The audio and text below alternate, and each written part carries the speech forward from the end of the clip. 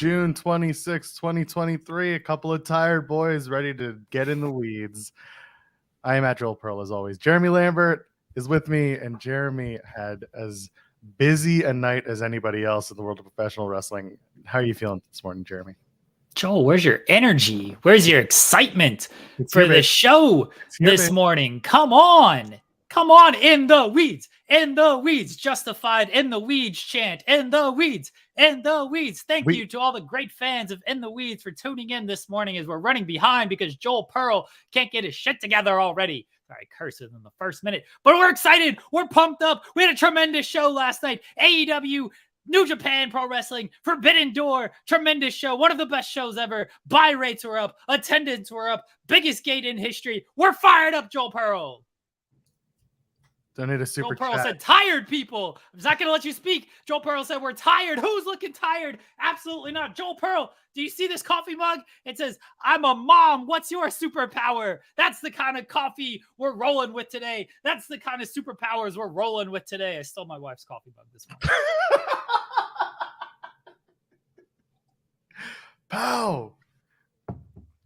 Anyway, cup of coffee for the worker man. Anyway, we're fired up, Joel. Come on. We're getting there. Listen, we're going to get there. I swear to God, we're going to get there. Leave your thumbs up. See, that's how bad it is. I'm still trying to get over the last weekend. When I have problems with my voice, you know it's been a busy one.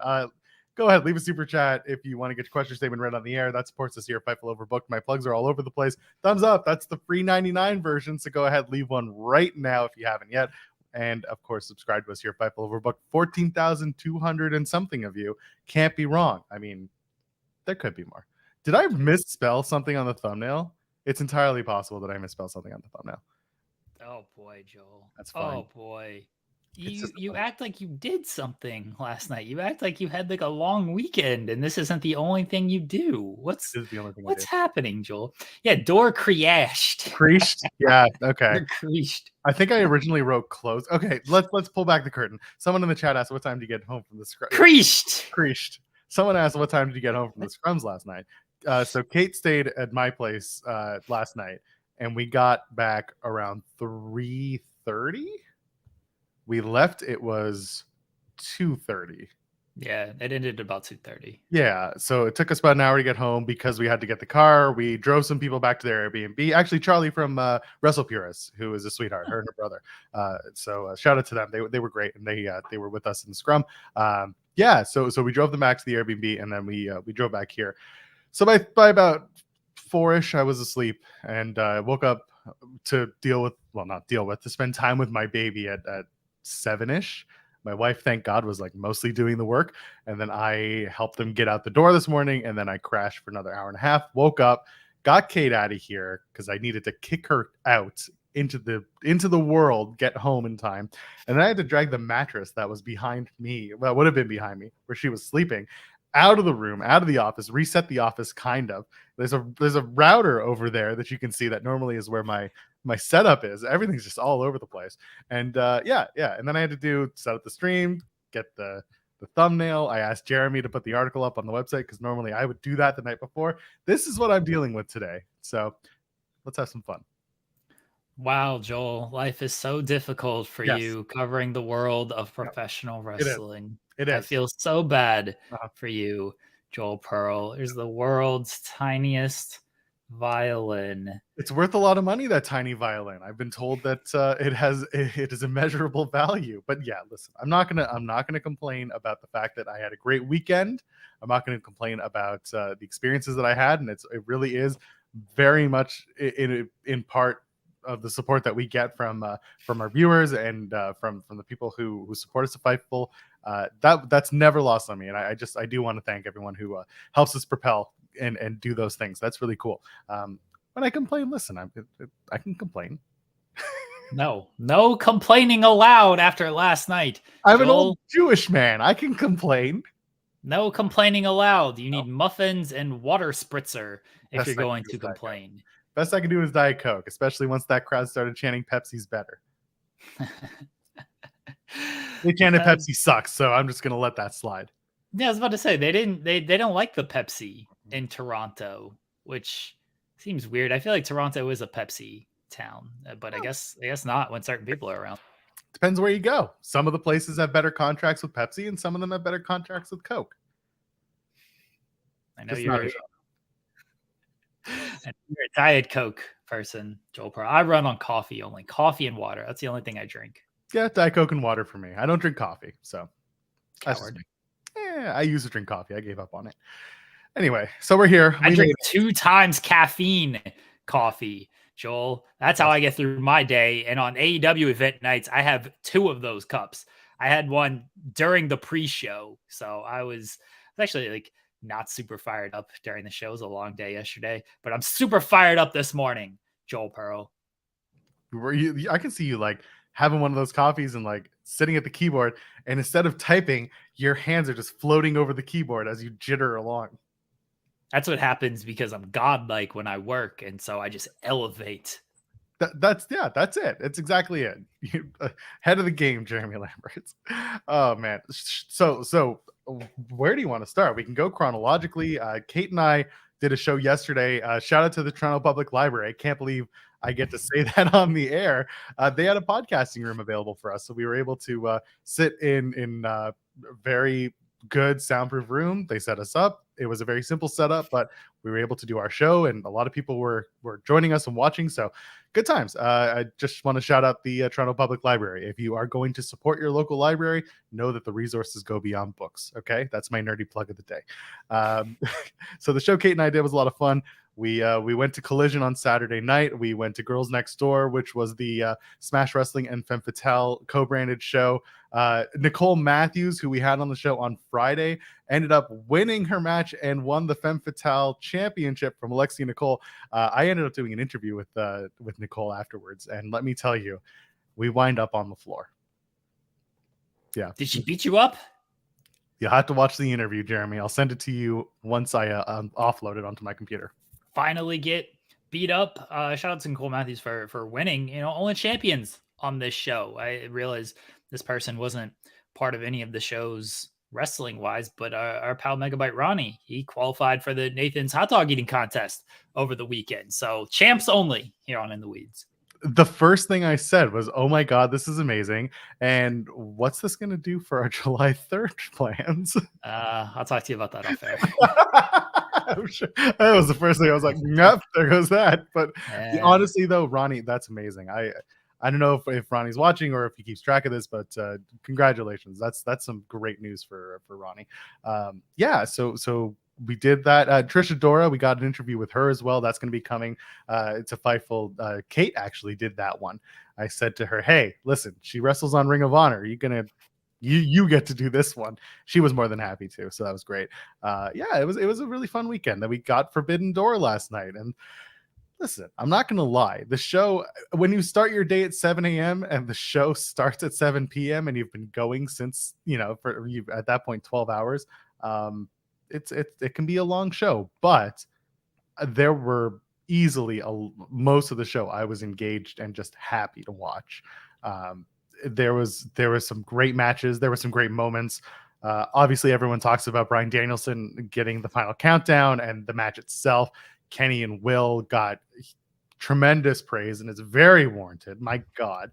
I personally loved the storytelling that went on in that match. Holes unincluded. I wish the referees would start, enforcing matches. If you're going to kick someone out, come on. Why does Don Callis get to come back? Anyway, but he had SWAT security with him. Who was going to stop that man? The amount of people we were all joking with each other throughout the whole time. I turned to Pat LaPrade, who was sitting in the audience with us, and I said, "What's the over under on one of those guys being Goldberg?" And then he said, "I think it's Akam and Razor." And then we just sat there. That'd be good, actually. It would have been, but we knew it wasn't going to play in that the two armed guards were somebody. But it was fun. Why weren't they Mounties? That's what I want to know. They should have been Mounties. I wonder if that would have been okay. Like, I wonder if they would have had to pay a fee, but it's a costume. I don't know. Because I mean, listen, once upon a time, Mox, when he was Dean Ambrose, dressed up as the Mountie. Would it have been too hokey? And maybe that's why it's like, the Mounties, because the Mountie Association, we think of it as a comedy kind of thing in wrestling. So I think that's the the biggest reason I can think of is why they didn't do Mounties. It still would have been it would have been hokey, but it would have been hilarious if they were just Mounties. Also, the Mountie always gets his man, and they didn't get Kenny last night. Kenny may have lost the match, but it wasn't because of the Mounties. They played a minimal role. Mounties. Nobody was going to stop them if they were Mounties coming out there. I mean, I guess nobody stopped them. They were just ninjas almost coming out there. Canadian ninjas. That's a pretty scary thing, I guess. Yeah, they do a lot of skiing. That's how they train. Yeah, so there was a lot of stuff. Jungle Boy turning on Hook was as expected as it was. The moment was very well received. Again, I got to give it to the crowd. That was a very hyped crowd. They had a lot of fun. They kept with it all night. My God, we will talk about the CM Punk match and the Collision match as well. But yeah, the Jungle Boy match, it didn't do much for me in the ring. It was kind of a downer match for most of the crowd. But by the time we got to the closing angle, that got them back into it. And once they all realized that Taz was also on the call, that was a good added bonus. Agreed. I mean, we kind of knew the turn was coming. I think a lot of people hinted at the turn, or outright said the turn was going to come. It was hinted enough on television. It's much needed for Jungle Boy. We'll see what they do with him. He's going to face, I assume at some point, he's going to face Hook, and you're either going to give Hook that L finally, or you're going to kind of immediately cut off your heel Jungle Boy by having him lose to Hook. So it'll be an interesting call. I assume Hook finally takes the L here, because I don't think it's great if you're just going to have Jungle Boy immediately lose his first big feud as a heel. That doesn't seem.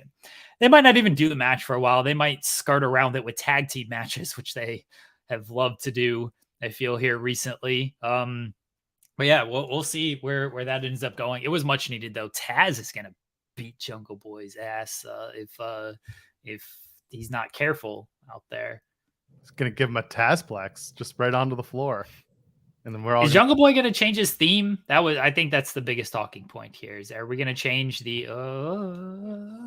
I kind of don't want them to. I want to see the juxtaposition of him coming out and getting booed to that theme.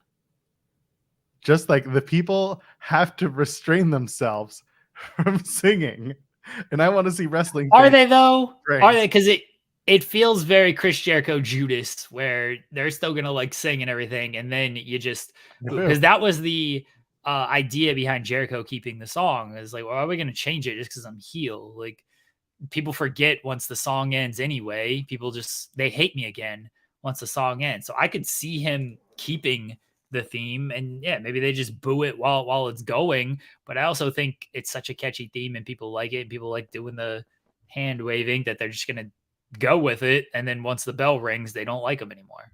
So here's the thing about what you just said with Jericho's quote, or at least what he said about the theme. He digs himself in a hole, which is not what you want to do with your character.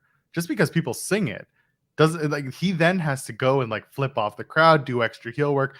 And I don't think that's needed. No, I'm again, yeah, listen, it's nitpicky, but this is in the weeds, so we do this. My general feeling is like, why add that extra element of possibly being cheered and liked when you can just go all in? Like, I'll take MJF, for example.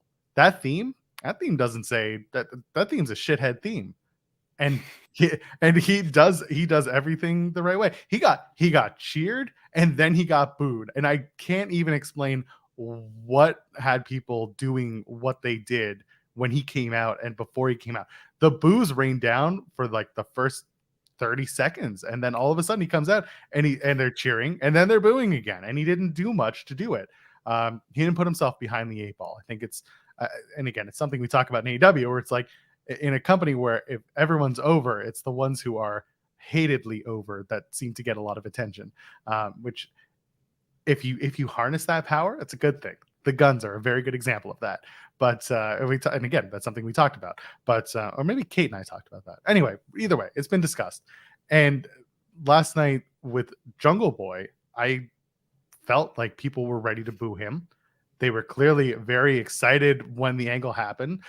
I thought for a minute that they were going to do a throw Hook off the stage spot, but me too. Yeah, clearly not where they went, which honestly I'm fine with. I'd rather this progressively become a little more violent. And I think you may have a point with the tag team stuff, especially with this lethal lottery eliminator coming up. It's like, oh, MJF and Adam Cole, you're not the only ones who are strange bedfellows. They better not do that, by the way. They better not team them up. It's too cutesy at that point. Yeah. Like at that point, you need the only one strange bedfellows tag team, and that is the team of MJF and Adam Cole. And they're going to go all the way to the final, and then MJF is going to screw Adam Cole, and they're going to drop the fall, and that's it. They're going to reunite Swerve and Keith Lee, because this is what I'm talking about, where they're just doing a bunch of tag team matches and stuff. Like, feels like we should have hit that one as a singles match at some point, and we never did, at least not on a big stage. Did they have a singles match? I legit can't remember. Keith and Swerve don't think they did. I believe there was plans for the last pay-per-view. Was that Double or Nothing? Yeah, there was plans for it to go down at Double or Nothing and to just blow it off and be done with it. I don't know what happened. I don't know what changed. Just didn't happen. Yeah, they just did a bunch of tag matches with them. They never did a singles match. I don't know if it was supposed to be Double or Nothing or Revolution, because they were both in the Battle Royal at Double or Nothing. But yeah, this is what I mean of like, hey, we're just gonna protect both guys and not do a singles match, so nobody has to take the L here. That's what I'm a little bit worried about with Hook and Jungle Boy. Like, just beat Hook. It's okay. We've seen it time and time again. The guys can take losses and bounce back, and it be fine. Hook is also young in his career. A year from now, 6 months from now, 3 months from now, no one's remembering that Hook lost to Jungle Boy. And you can use these losses as storytelling as well. So I hope it's not just, hey, let's just do tag team matches and that's where we're going with this. Just beat them. It'll be all right. I like the idea that Hook is not he's not prepared for this, right? He's so new and he's so fresh to the business. Come on, you should have known when Jungle Boy said, "I'm your best friend." That's like rule number 1 in wrestling. You have no friends. Right. Yeah, well, his father clearly didn't teach him all that well. This is lessons Tash should have imparted on him. Well, that's exactly it. That's the problem. That's why the Guns do so well, because their father imparted all the best knowledge on them. So the point I'm trying to make is that if Hook takes this L, which I'm really hoping happens, he learns from this, and we're able to go off to the races with Hook and define a character that's not just, cool, good-looking dude with weird hair who has the FTW title. I want to see more out of Hook, more than just handsome dude. There's more to him. By the way, Hook hasn't had a singles match on television in over 2 months now. The last one was April 7th against Ethan Page. And I think this can play into a story of this man just ain't been wrestling singles matches. Jungle Boy might be taking L's to people, but he beat Christian Cage. He buried him literally in a singles match. Like, he's been hard into this stuff. Hook just hasn't. It's been a while for him. Jungle Boy learned more lessons from his father on 90210 than Hook did from his father in wrestling. So take an L, beat Hook. And I like Hook, but he can lose. So in my complete fog of a morning, I didn't mention our guest, but our guest is here. So it's a big special guest. I know he's reacting backstage. He doesn't matter. It's fine. We don't even need to bring him in. It's fine. No, stay. We're going to shift focus for a minute. We'll come back to Forbidden Door stuff. And I want to bring on someone who will be our live correspondent from London. Maybe not. I'm just putting it on him now. Ladies and gentlemen, from MailSport, Alex McCarthy is here. Hi, Alex McCarthy. You're muted. He's talking trash against me. Unmute your mic, Alex McCarthy. I've got kids, man. They're running around rapping. I'm sorry. I said Jeremy's got me on retainer for Money in the Bank. That's what I'm hearing. Live basically. And Drew McIntyre news. Joel is giving you a terrible nickname that I refuse to acknowledge. I'm not going to say it. But yeah, Drew McIntyre and Money in the Bank. That's what you're here for, Alex McCarthy. Yes, you are our Drew McInsider. Stop it. McInsider. Ooh. Yeah. See? Ooh.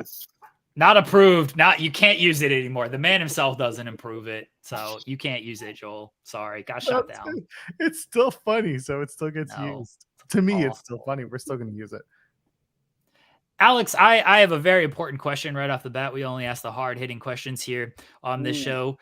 How come Michael Cole didn't mention you by name on SmackDown? He shouted out the outlet, but didn't say Alex McCarthy. So I got beef with Michael Cole for not actually mentioning your name on the show. He's afraid of me, man, isn't he? He's running. He's running. Will you punch him on Saturday? Look at that. Look at that. Michael Cole better watch out. Alex McCarthy. He don't want none of that. He doesn't want none of that. So yeah, I mean, normally WWE kind of give you the heads up if that sort of thing happens, but I had no idea until people told me the next morning. So halfway job for Michael Cole. You can call him out. Call him out in the press conference on Saturday. Be like, Alex McCarthy, MailSport. You guys didn't acknowledge me last Friday on SmackDown. Can you please acknowledge me now? Ask a question to Triple H. Ask Triple H to acknowledge you. Full circle from Clash of the Castle. I was going to say, I'll probably open it with, couldn't go much worse than my last one, guys. You remember me. I was at the WrestleMania press conference. I just didn't ask anything. I thought, I can't be bothered. What, you couldn't acknowledge the tribal chief again? Funnily enough, he was loaded with questions, and he was in a much better mood that time than he was in Cardiff. But there we go. How was the vibe out there heading into Money in the Bank? I know it's early; it's the week of, so I'm sure it's going to be different come end of week. But what are people looking forward to it? Here's a little scoop ski for you. I was speaking to Sean the other day, and the infamous, like bus journos that the BT bus that was going around and stuff. They're doing a bus-themed media event again. Oh, get excited. Do we know who's on the bus?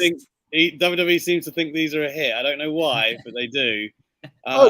You mean the company that puts the old double-decker buses on the stage at every single UK event? And the red phone box, Joel. Don't forget it. That's right. Yeah. Did you say who's on it, Joel? Yeah. Do you know who's on it? Talent-wise, I think it's the Profits and Bianca. I think. Don't know yet. You know how these weeks go. Could get there and it'll be like super crazy.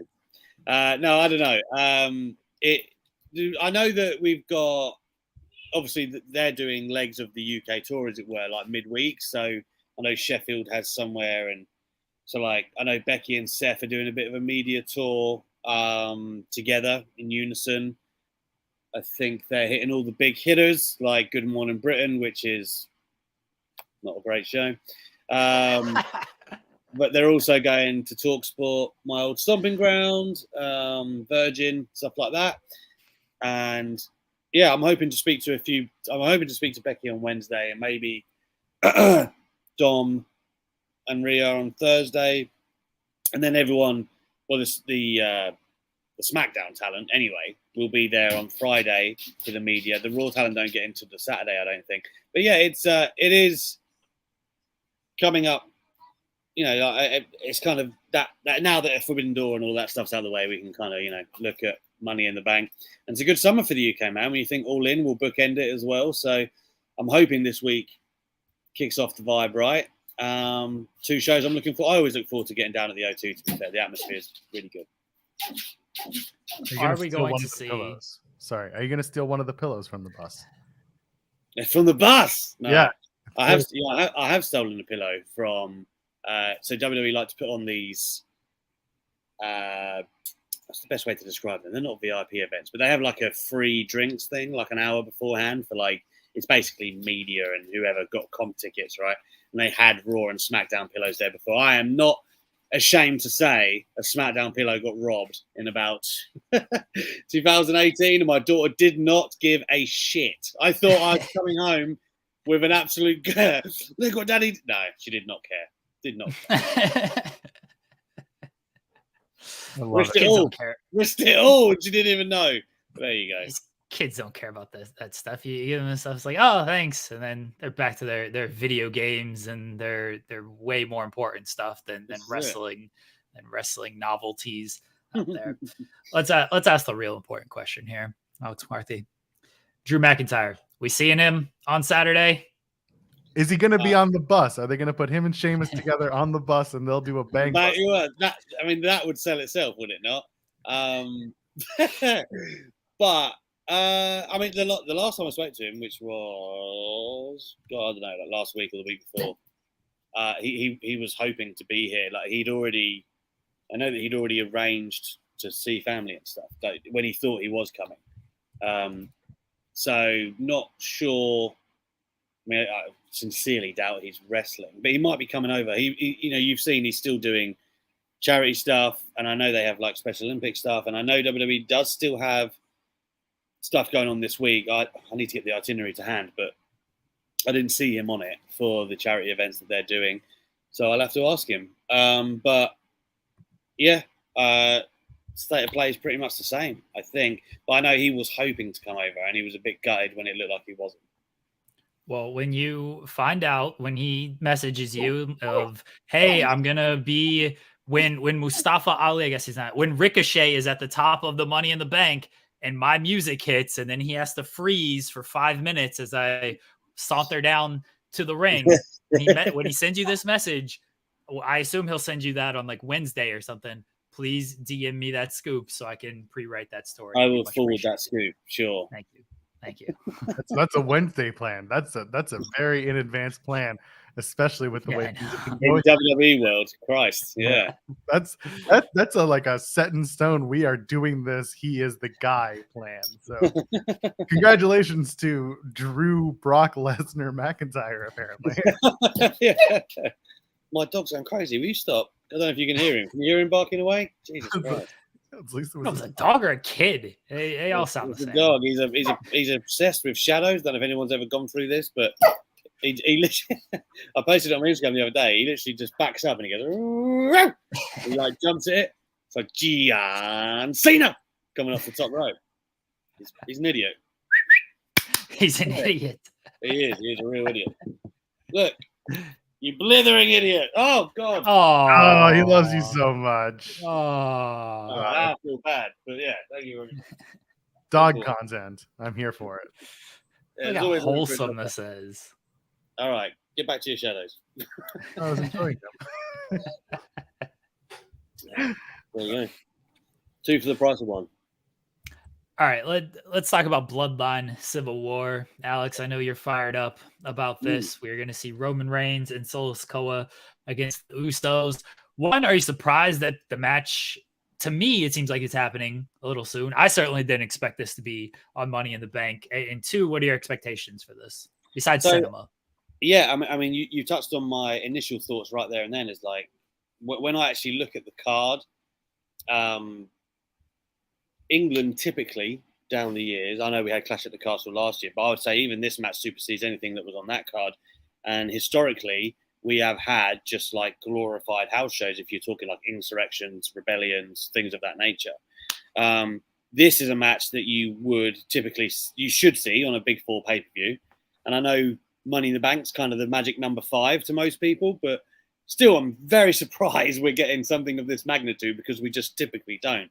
It's probably indicative of the way WWE have kind of constructed their pay-per-view plans for the past year. Obviously, we've spoken at length about how it's benefited them not just doing, whatever pay-per-view around America. We've had Puerto Rico, we've had Toronto, and obviously we get in London here, and it seems that adds an extra dimension to whatever the event is. And this time, really, all of Clash at the Castle was predicated on Drew and Roman, wasn't it? And they've got homecoming for Drew. It's a different fucking country. But at least this time, Pete Dunne is kind of in the Money in the Bank, and he is the hometown hero. It's only 2 hours up the road, Birmingham. It's not, it's not exactly Scotland to Wales. So you've got that.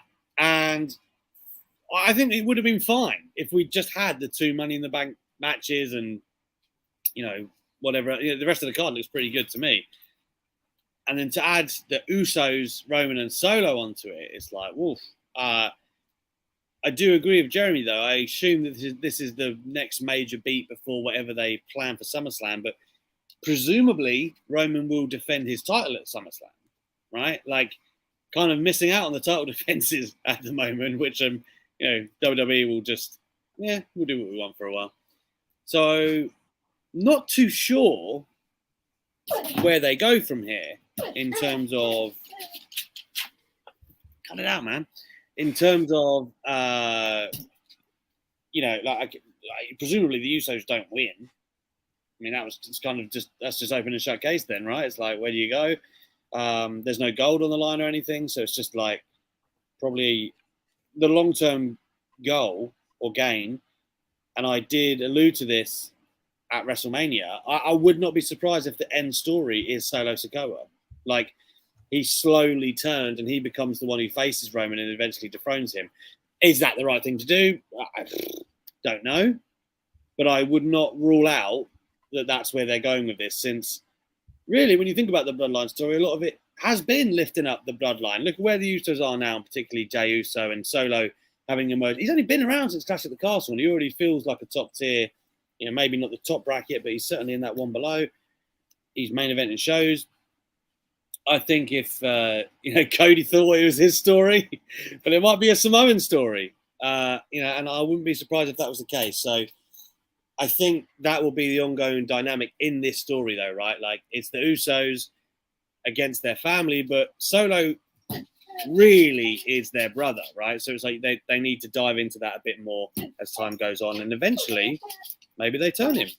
Or maybe they all turn on Roman and Roman's the babyface. I don't know how that works out, but Roman's due a babyface run. They could make Solo. Pieces are there somewhere. I've been banging this drum since he said it at WrestleMania, and I've said it on this show 100 times. Roman said that this story is about his family. The story is not about somebody else. It ends when he elevates his family, and he said it flat out. So, yeah, that everyone was so fixated on the bottom of the third reference and Triple H saying the story doesn't end that they completely glossed over Roman essentially telling you that this story isn't about others. It's about his family. It's about the five. And you know what's funny there is that we all thought, and I say we all, me, that The Rock, right, was the one to make the story for Roman. When in actual fact, Roman's kind of showing he didn't need The Rock to do anything, and he's the one making the story for everyone else. So yeah, it's an interesting play. Yeah, there's a lot going on there. Am I wrong to say that there's a TV deal coming up in the UK as well with WWE, and there's some rights negotiations? I don't know. I mean, the BT Sport themselves, and I'm not furiously Googling as you say that to me. That's all right. I wasn't going to put you on the spot. But TV, BT are changing. I don't know if you've seen this. Like, Warner Brothers grabbed them, so they're changing their name to TNT Sport. And I do believe at the end of this year is the WWE TV rights, end of 2023. And I think that was a 4-year deal. In it, the thing is, when BT picked up WWE, I realize I'm going to say some networks and stuff here that you're probably not familiar with in the UK, but really, there's Sky and there's BT. That's pretty much it. I know America has a grander landscape than us, but in terms of potential homes for WWE, it's like terrestrial television, which is like the BBC, which it wouldn't ever be, ITV, Channel 5 had some highlights for a while, and Channel 4 had some pay-per-views back in the day. Like, that's what we call like non-cable terrestrial TV, just 5 channels basically. So BT kind of picked it up because Sky Sports had enough.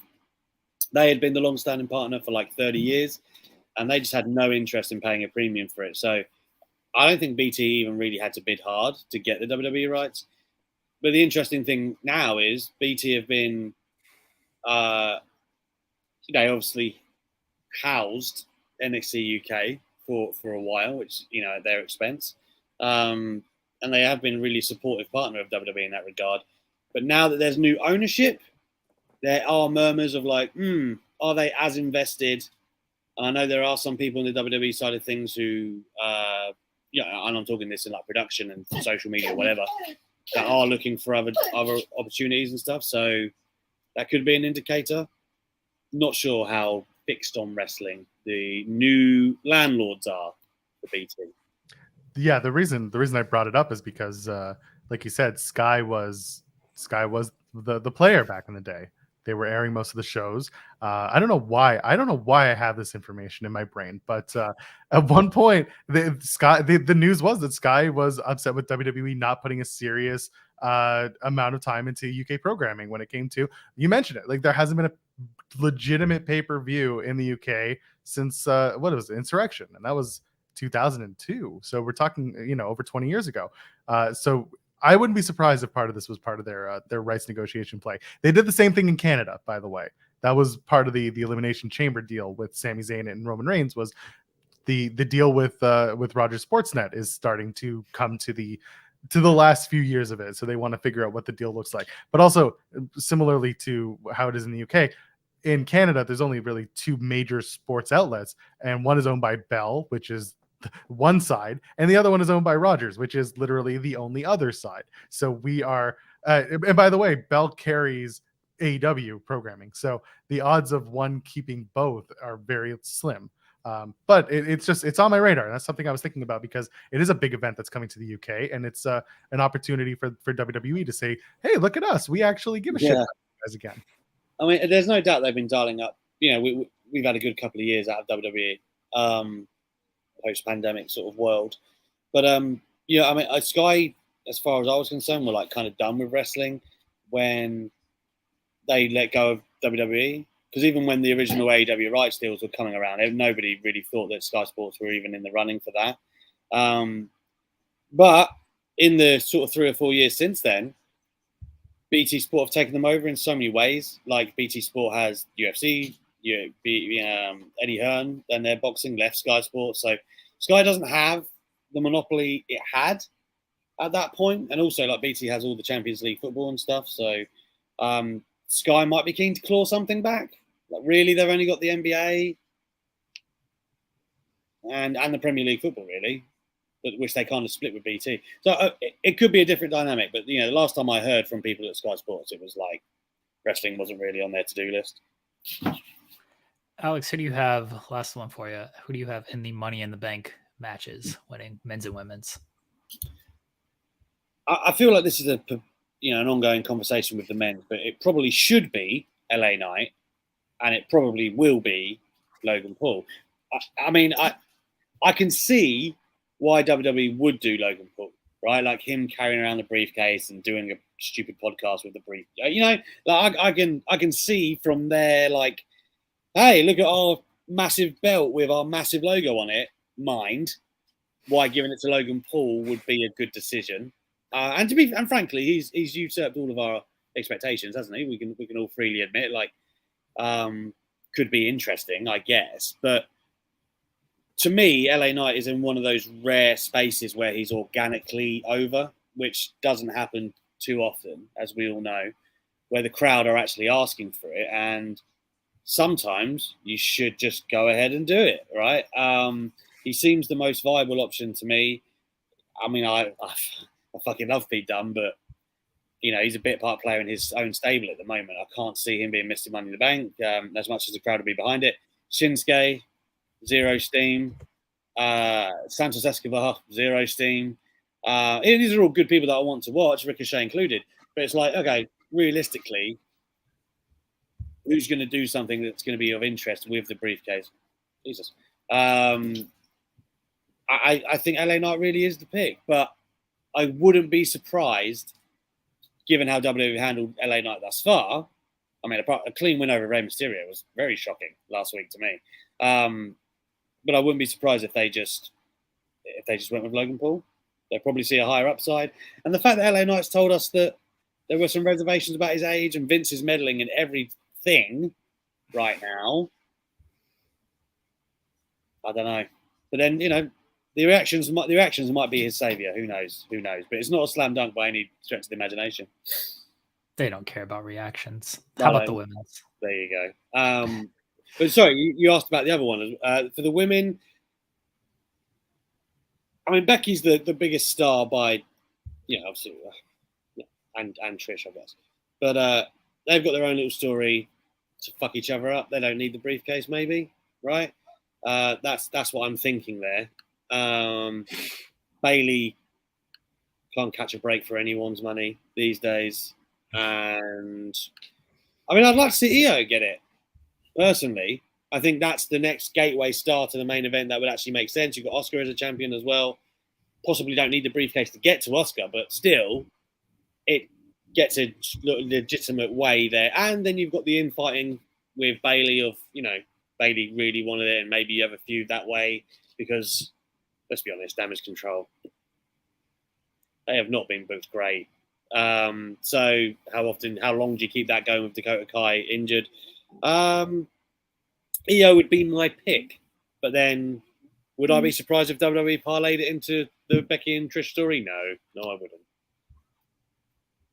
But what if Trish Stratus wins the title or wins the Money in the Bank? Well, this is what I'm saying. She could. I know. Part of the story. What if? I love Trish though.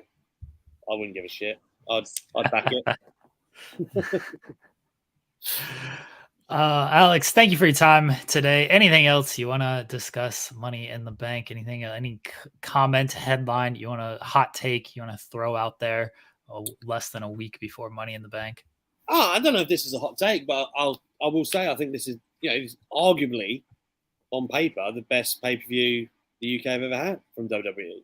Right? When you look at the Bloodline match, which I mean, all right, I'm not going to compare it against Brett and Bulldog, but in terms of star power and you being a big time feel, definitely up there. I think Cody and Dominic's going to be more fun than people anticipate.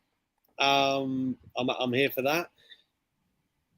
I don't know, man. I just feel like having the two ladder matches and Seth super over right now, it's got all the ingredients for a super fun pay per view. Which again, Clash of the Castle was good. It was the next step. But maybe this could be something even further from that. And then on SmackDown, they've kind of loaded that up too when you've got, Charlotte's match. It's like a festival weekend for us, which we haven't had for a while. Because remember, they normally tape in America and then come over here.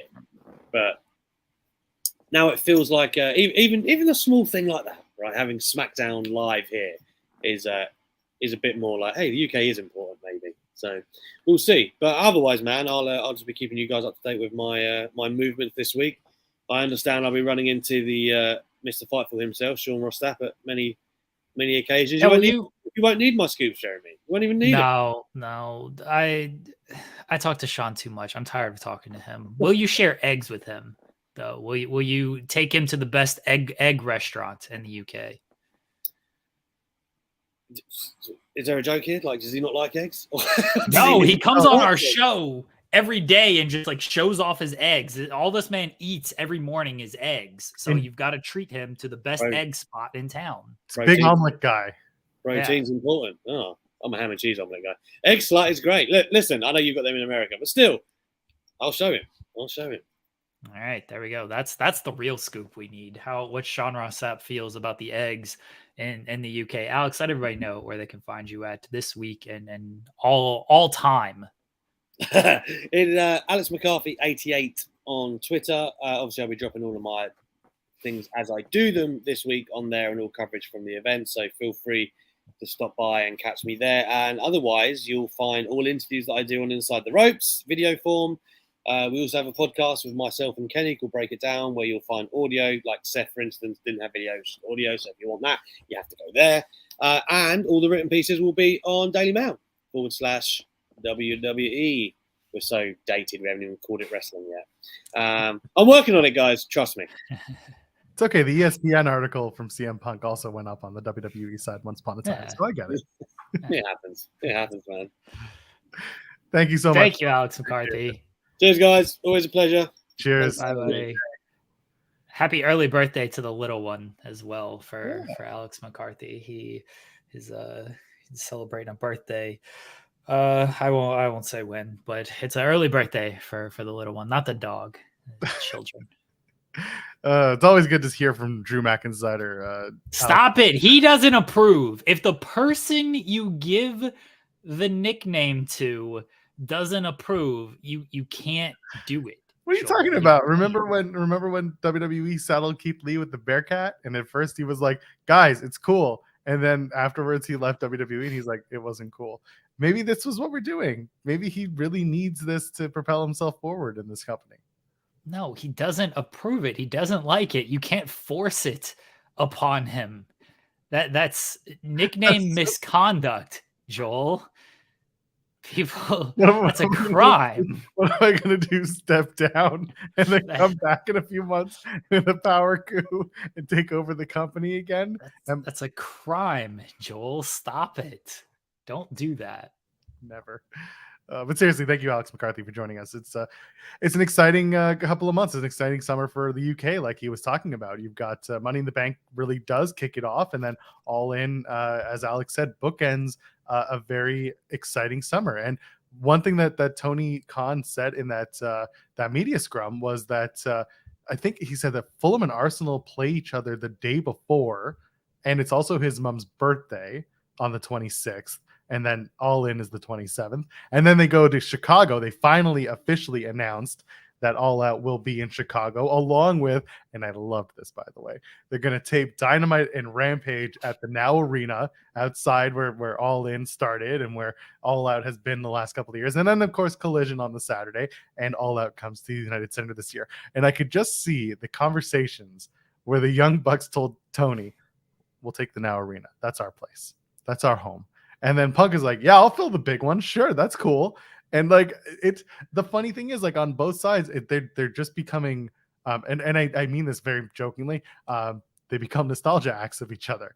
Punk being, the elder statesman wrestler who's been around for a long time, and you've got the Bucks who want to keep with the nostalgia of working in the Now Arena. So I had a good chuckle over that. But really, really looking forward to Chicago for them. But first, we got to get through a whole plethora of summer activities for AEW. It's going to be good. It's a big summer. And I mean, it really did start this past weekend in Canada, specifically with Forbidden Door. Let's talk about CM Punk. So yeah, he got cheered, obviously, in Chicago last week. He's not a Dynamite guy. He's not even supposed to be here. He's a Collision guy. We knew that was going to happen in Chicago. We've discussed this many times of like, he's going to get the Brett reactions. Cheered in Chicago, probably kind of mixture everywhere else. So Collision comes around in Toronto, and this was the first time we'd seen him outside of Chicago since before All Out, because All Out was in Chicago, the Dynamite was in Chicago, like, so since before All Out, and he got the mixed reaction. And on television, it leaned more towards boos. I know people in the building said it was still 50-50 and everything. Look, I don't care how you feel about CM Punk. If you like him, if you dislike him, if you want to cheer him, if you want to boo him, whatever. I think the point is the man elicits some type of emotion. This is what a lot of people talk about, right? It's like, oh, CM Punk's so hated. Oh, CM Punk's so loved. Yeah, you care. And John Cena mentions that John Cena built his career off of this, of the John Cena sucks, but he's the babyface type of thing. Like, they care when that music hits, when he comes to the ring, and he is great at playing into it. He's always been great at like crowd interaction and things like that, and controlling the crowd and understanding all of that. And he was fantastic on Collision. I loved what he did on like the smiles and just feeding into it, doing the Hogan stuff, which he also did at Forbidden Door as well. Like, he knows what he's doing. And whether you dislike him, whether you like him, you gotta give him his credit for just getting some type of reaction where guys just, nobody gets reactions like that. They might get big pops, they might get big boos and everything. But when you combine it, there are very few wrestlers who just elicit that big of a reaction, whether it's a cheer or a boo. So I can tell you live in the arena that it fluctuated. The response did fluctuate. I talked about this with Kate last night because we had a conversation offline about this too on our way actually to the shows, where there was the tweet from Brian Alvarez that said it was 80-20 boos for Punk. And we kind of talked about, like, again, Kate has a different experience than I do. Even though we're sitting next to each other, we're going to hear things differently. We're going to process things differently. And also, we'll take that temperature at different points in the match or in the night.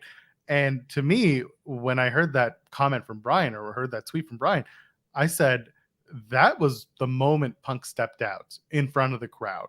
That's when it was 80-20. Yeah. And then it did shift, and it shifted around. And again, I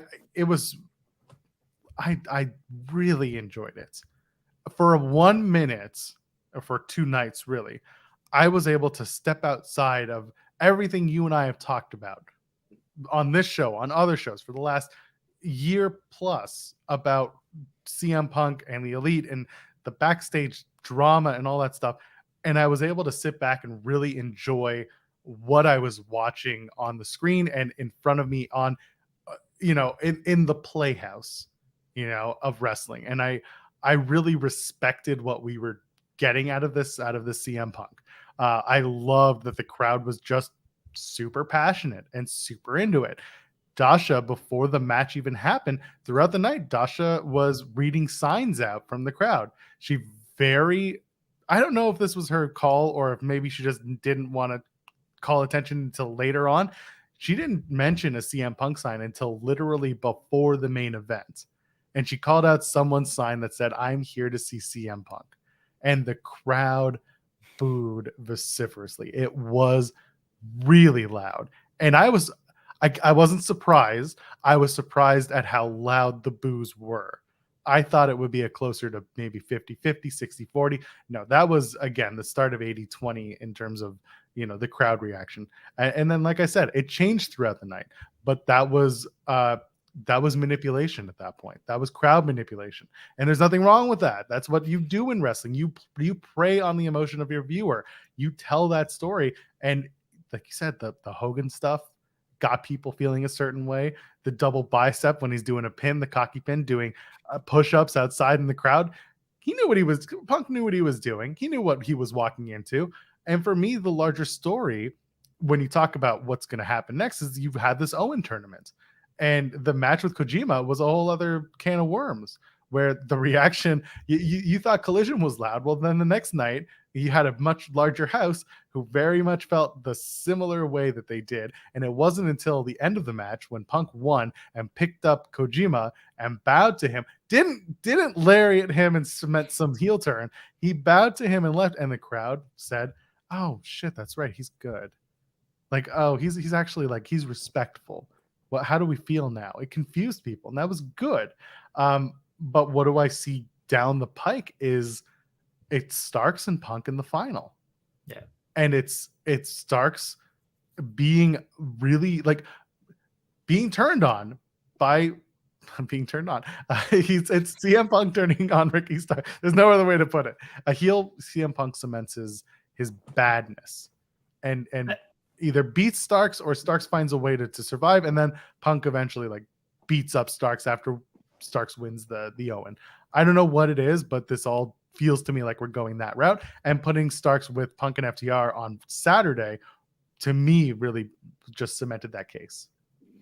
That's where when the bracket was announced, that's what I saw kind of playing out. Is when you look at the two sides of the bracket, it seemed like, okay, Punk Joe in the semis, Punk wins, moves on.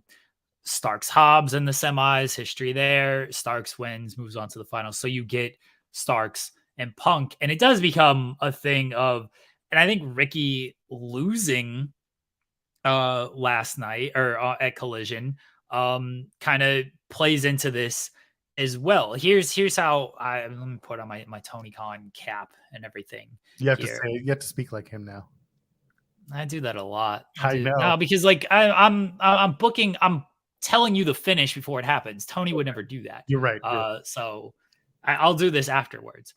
I'd have Starks beat Punk in the finals. Maybe a little bias on my part, but I'd have Starks beat Punk in the finals because I think Starks should kind of, or not Punk should be just kind of dismissive of Ricky because he took that L at Collision. Starks is obviously going to win the next 2 matches, but Punk just kind of sees Starks like, yeah, he's good. I like him and everything, but like just the subtle dismissiveness with everything. But then Starks gets the win in the finals, and then Punk does the great job type of thing, and then he turns on him on there. And then you go wherever you're going to go with CM Punk from there. Does he get his win back over Ricky? Maybe. Does that help Ricky? I would hope so. He still wins the tournament. He gets to work 2 matches with CM Punk. I think that helps Ricky overall. As always, it's the follow-up, because did beating Chris Jericho help Ricky? Not really, because the follow-up wasn't very good. So again, guys can take L's. You just got to have a plan for them after they take these L's, or even guys can win feuds. You got to have a plan for them afterwards. If you just immediately shelf them, then what good is it? So I hope that winning the O and even losing to Punk still helps Ricky, because there's going to be enough of a follow-up there. That's what I would kind of do. But here's also the thing. I don't know if you need to like cement a CM Punk heel turn either. I think he can just be CM Punk. And this is what I always was looking forward to when Punk came back. There's a chaos with him that I'm not sure anybody else in wrestling really brings. And he brings it because of what he says on screen. He brings it because of what he says off screen. There's just a chaos with him. And it's something that you just can't always tune away from.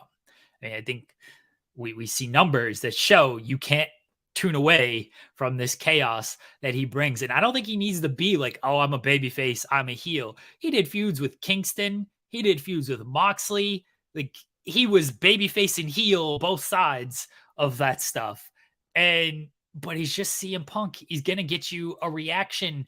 And I don't think it needs to be one way or the other. Just let him be CM Punk. The reaction's going to be the reaction.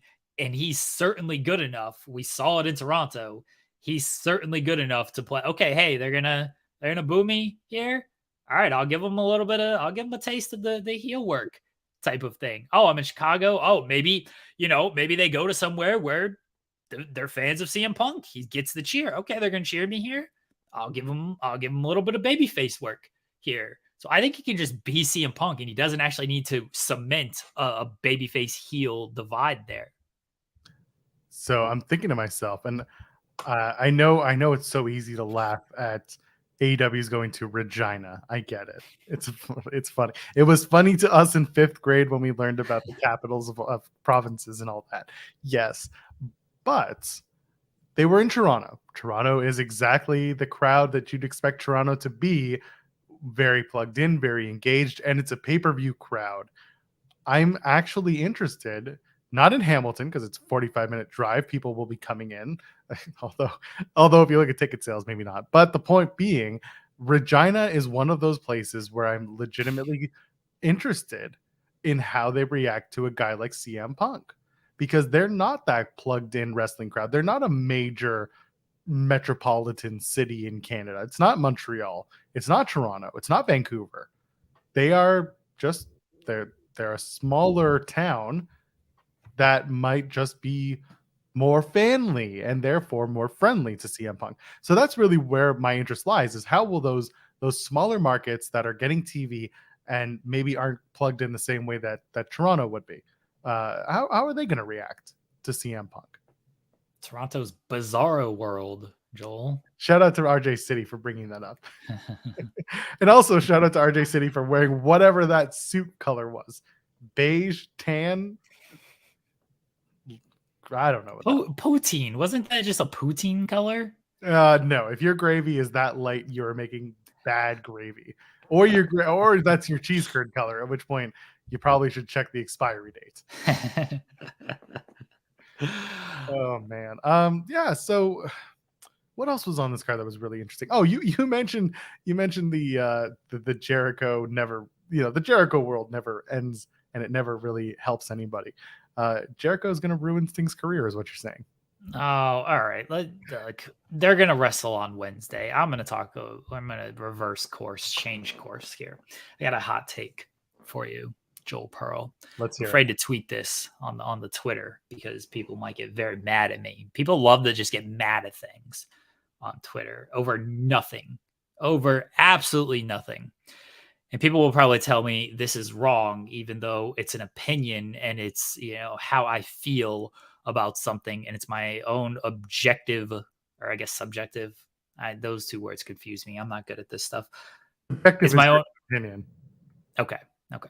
It's my own opinion on things. It's not right or wrong. I enjoyed Will Ospreay and Kenny Omega 1 more than 2. I liked their first match better. I'm not saying this match was bad. I'm not saying like it's the terrible match or anything. I preferred their first match to this one. I really liked their match last night. It was a fantastic match, but I just like the first one match better. The stuff I didn't like about this one, it felt a little long at the end. I didn't need the Callus getting ejected, coming back out type of thing. Either just keep them out there or eject them and figure out another way to do it. The one-winged angel kick out on one, that was fantastic. That got the biggest reaction of the night, I feel like. So like, it's tough to be like, that didn't work. That wasn't for me, because it got the reaction that it needed to.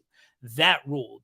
I could have lived with chopping off a little bit kind of before that, still doing that, and then going into the finish. I didn't mind the Tiger Driver stuff as well. I know that was a big point of discussion of like, ooh, is this bump safe? Was it necessary? I think Danielson even mentioned, like, did it add to the match?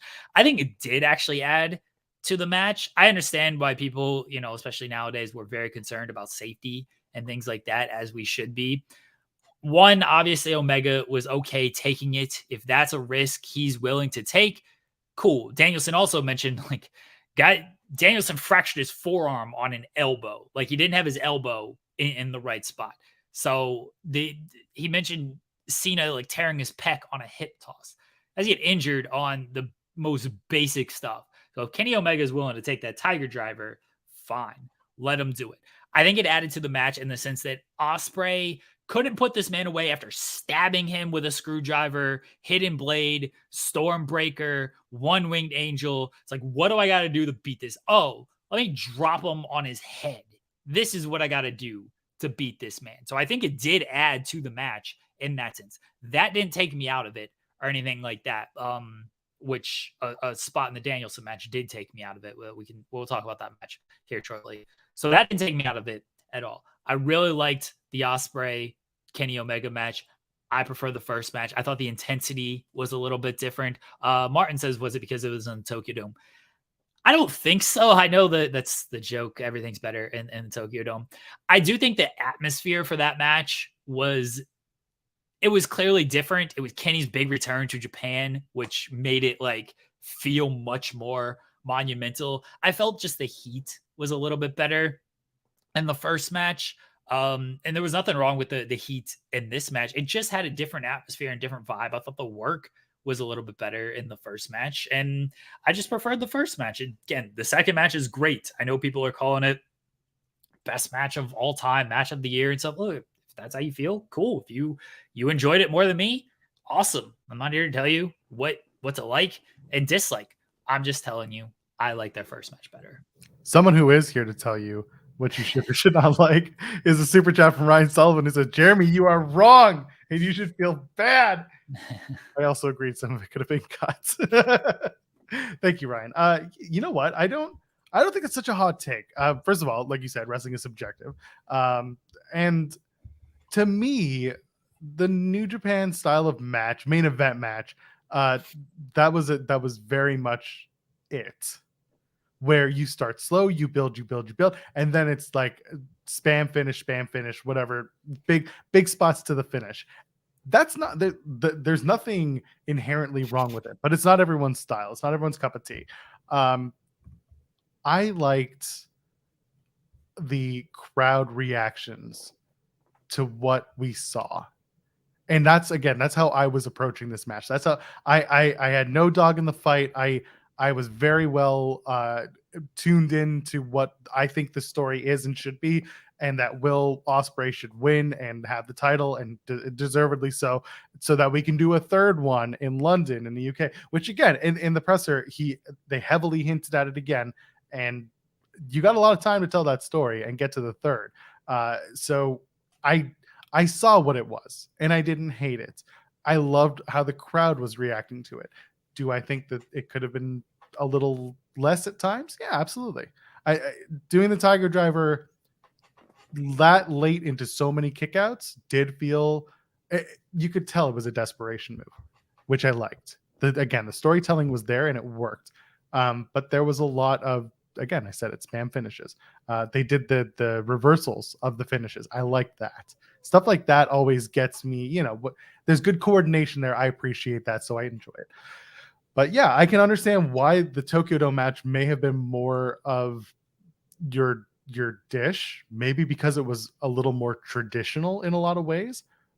But also the match last night at Forbidden Door, the way I liked it was, like I said at the top of the show, was that there was that added layer of storytelling. Yeah, a little sports entertainment-y. And yeah, I said also the referee, ejecting Don Callis, and then Don Callis sauntering down, and the referee just being like, "You're not supposed to be here, but boys will be boys," because that's just how referees are in AEW.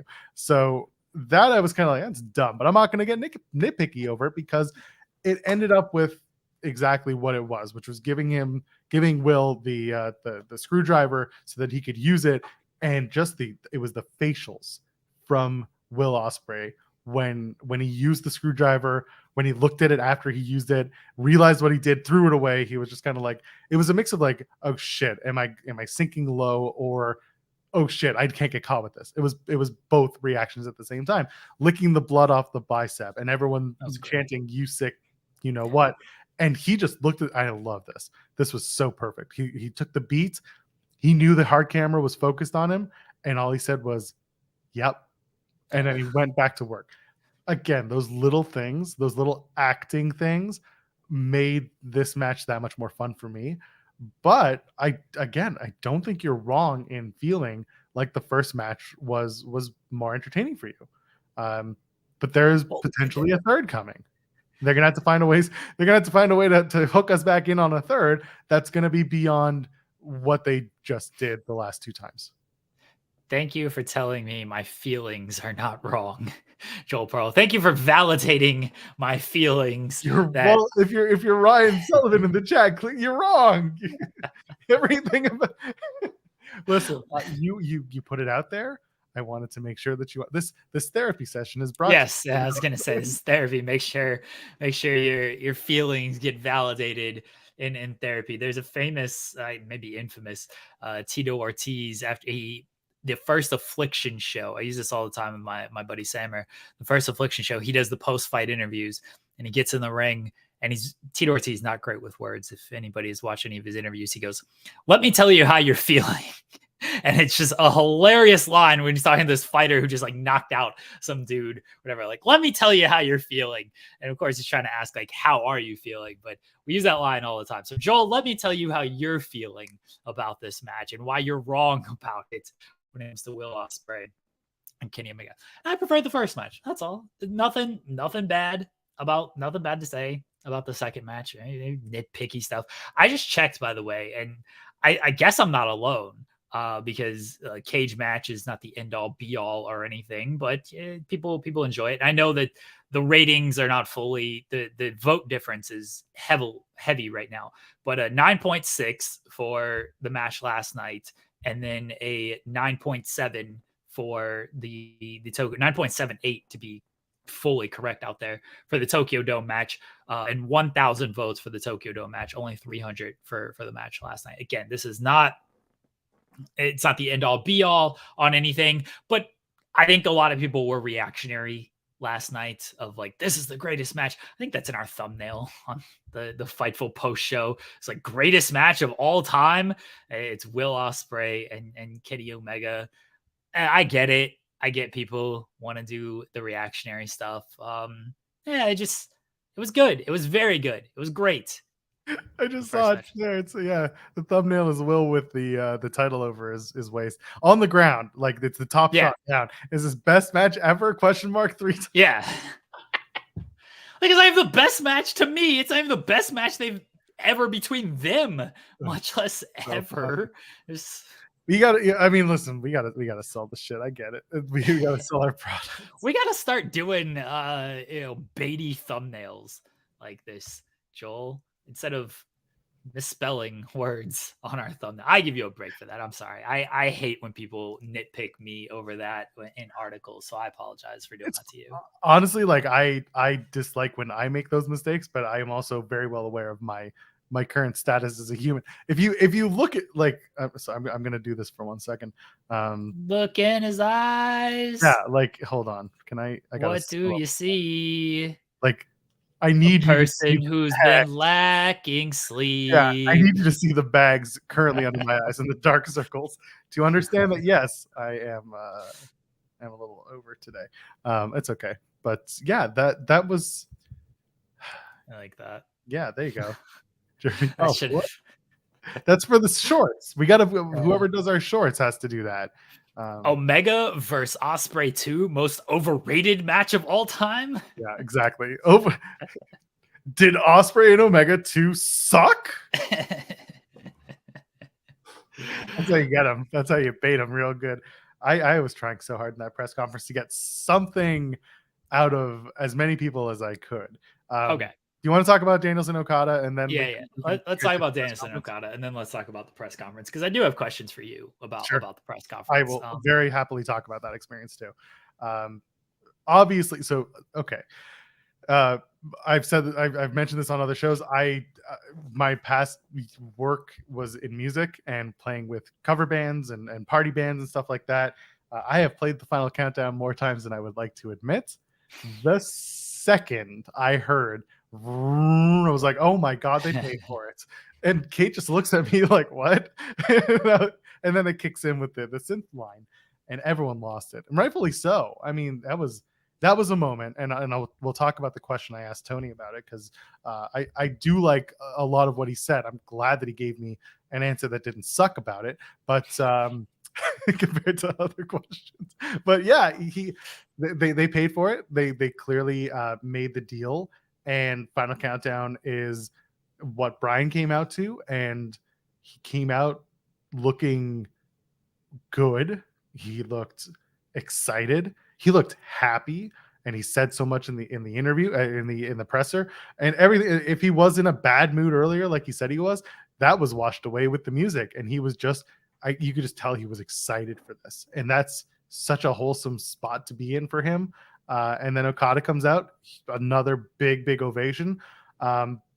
It's interesting to me that that Kazuchika Okada is so popular with these crowds. It's not a knock on New Japan. It's New Japan is not that company, right? It's not WWE. It's not AEW. You don't see Kazuchika Okada that often stateside.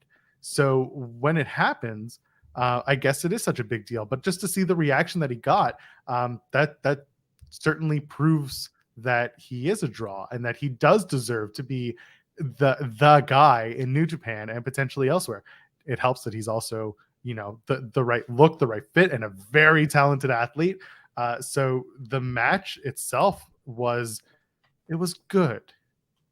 It got great. And then Brian came out in a sling in the press conference, and I kind of put two and two together and said, oh, that's what happened. So things clearly had to change. And of course, shout out to John Pollock, who flat out asked Brian when they were about to shoo him off, and Tony was like, no, any more questions? And Pollock was just like, yeah, what changed after you got injured? And Brian, I loved it. He was like, you're asking a magician to reveal his secrets, and I'm a magician. So here are my secrets, and everyone loved it. The spot was great, but clearly something had to change in the match. It happened early enough that something happened, and you do a tap out finish. It can be 50-50, the reaction. It can either fall flat and people are very confused, or you can get the reaction that they got last night, which was, oh my God, he tapped out Okada. And it gets your brain thinking, when was the last time that happened? And Tony mentioned it, it was the G1 2015. It was Shinsuke Nakamura. And that was, so many years ago. And that's a big thing to harp on if you're a hardcore wrestling fan and you know these things. But it didn't. The finish, again, a very classic New Japan style match where it starts a little slow, but they ramped up quickly. They kind of, I think they did more ebb and flow, which actually is probably the way I would put it. Versus Kenny and Will, where it was mostly a slow start to build to where they got to, which again, I do appreciate when they change it up. So end of the match worked for me because I knew the efficiency of that. But yeah, it was really good. And then Brian, there was a post-match promo. We'll talk about that in a minute. But you were watching at home. What do you think of this whole thing? I think the match will play better to me on replay. It's not that I didn't enjoy the match live, because I did. I was very much, it's my favorite wrestler of all time, Bryan Danielson, in my opinion, the greatest wrestler of all time, against Okada, who a lot of people believe for them is the greatest wrestler of all time. A match of this magnitude, always tough to like live up to those expectations. And they had to follow that. Did I cut out or did you cut out? It was you, but it's coming back slowly. It was short. Picking thing. Oh, all right. Okay. Am I here? Am I robot? Okay. Nope, you're good. All right. So when you have a match of this magnitude, it's tough to live up to the expectations, right? Like everyone just assumes this is about to be the greatest match of all time. And when you're following a match like Ospreay and Omega, you got to just go a different style, because that was just 40 minutes of just kind of high pace, high intensity kind of stuff. And it's not that these guys can't do it, but you could tell this match didn't start till like 11:30. So you knew that like it was probably gonna build a little bit, and it did.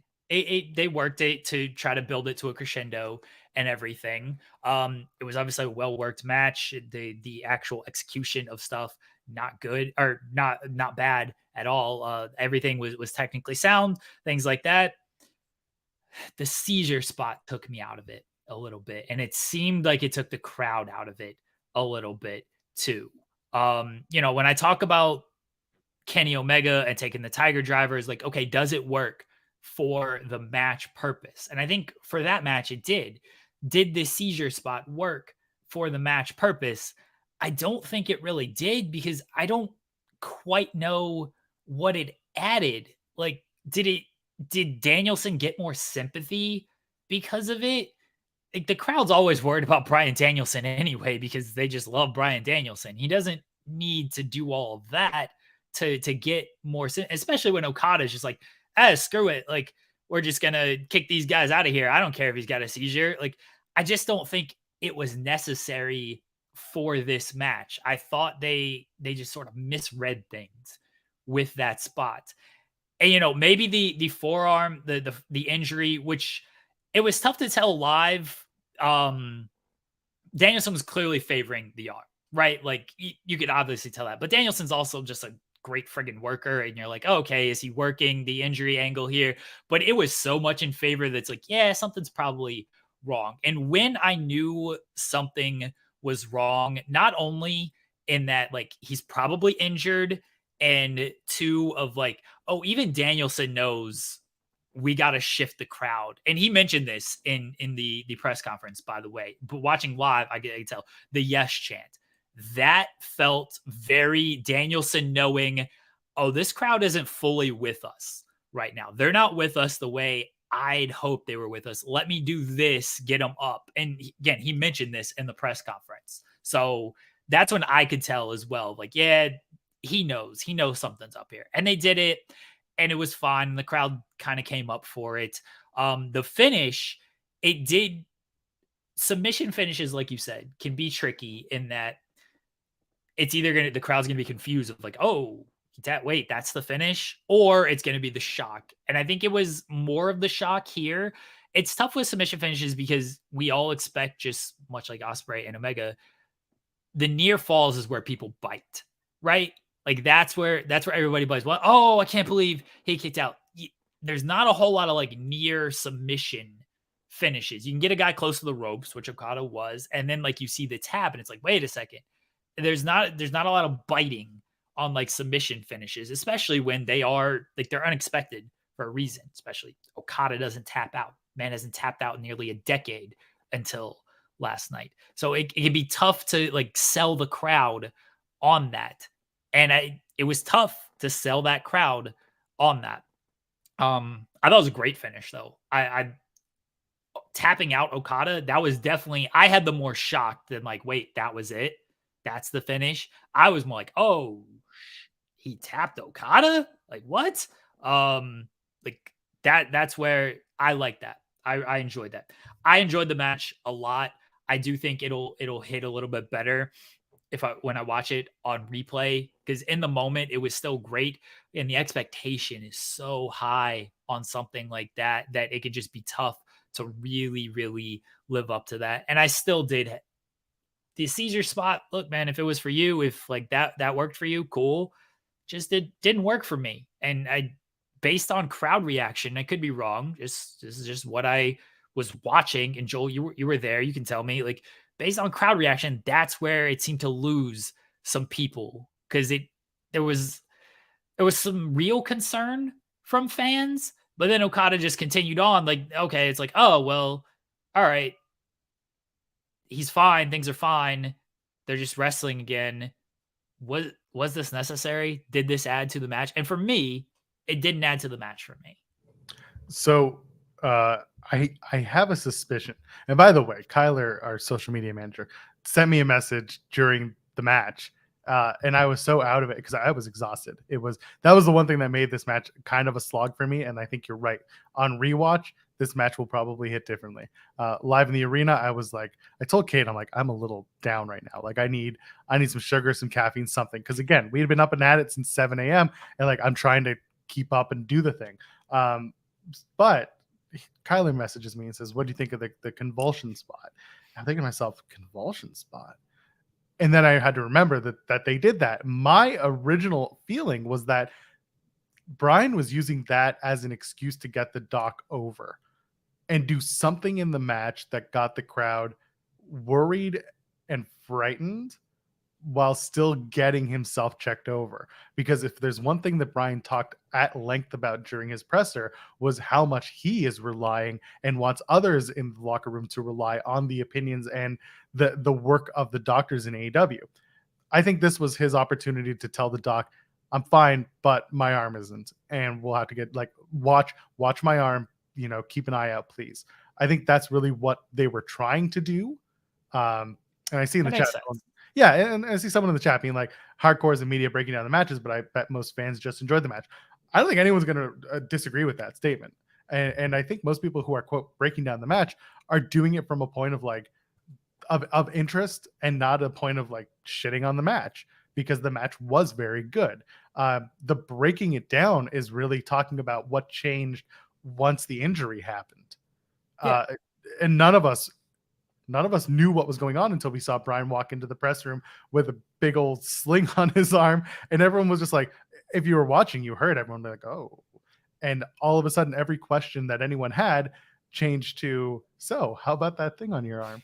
And the conversation shifted and the match shifted and the match became a little different, but I don't think it was changed so much that like the finish became different and this spot changed because they weren't going to do a lot of like super duper high spots. They weren't going to do flips and dives, at least to a certain degree, that compared to Will and Kenny, those guys are going to go that route, and that's fine.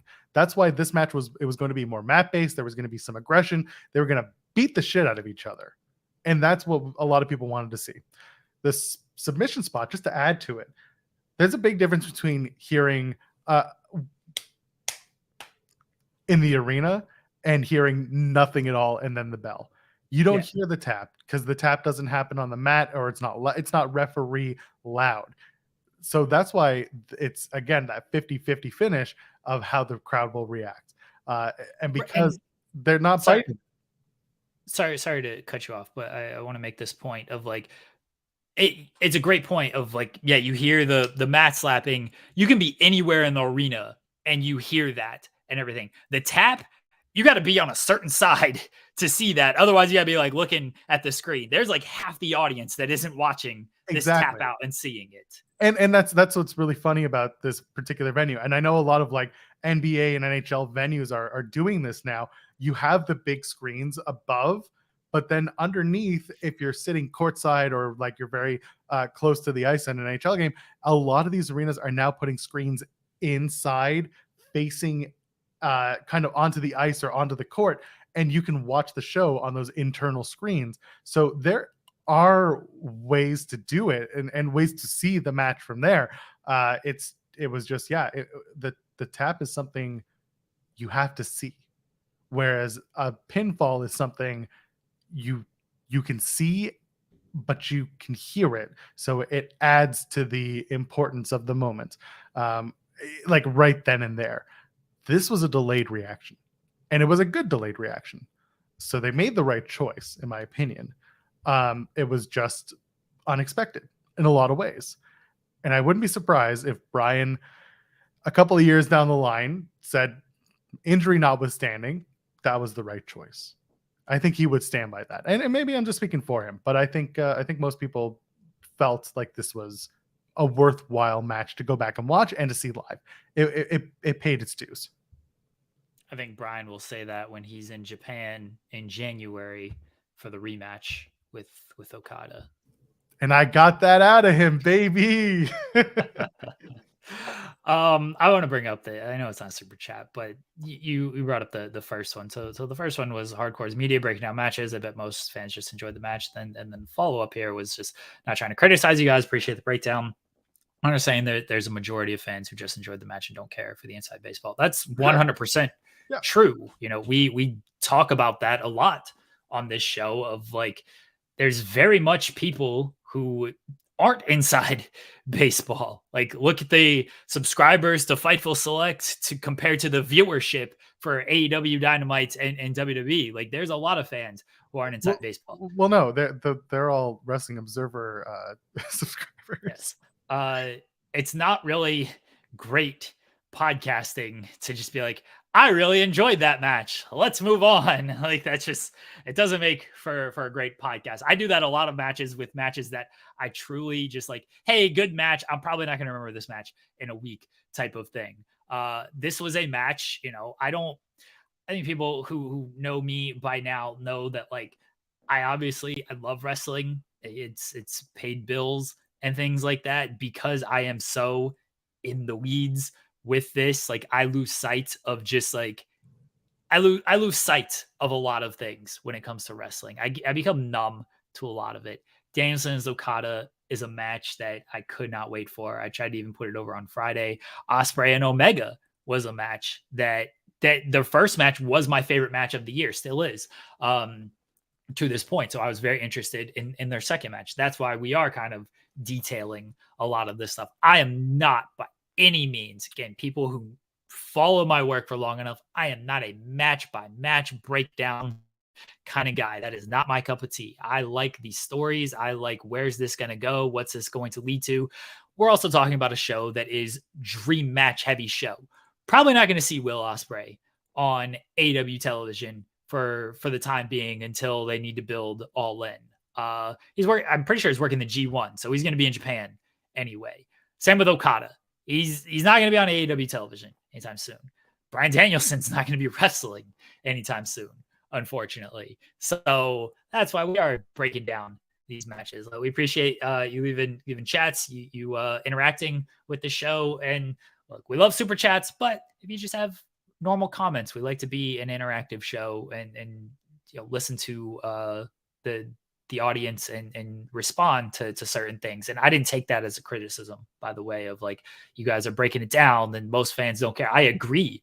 Most fans just want to watch the match and then they're going to move on. But again, that's not great podcasting. And sometimes we do that. I certainly do, of like, yeah, great match. Let's move on. I don't need to break it down detail by detail. What's the bigger picture here? For a show like last night, the bigger picture is the match. That's the picture. Yeah, and I I was not taking it as an attack. Clearly, you said you weren't. No. I wanted to bring it up because it was fun. same chatter says I still want Pillar to post. Damn it. Oh man. Thank you for actually liking that show. I appreciate it. It was a fun show. I give it its flowers often. I so I put this in the circles last night.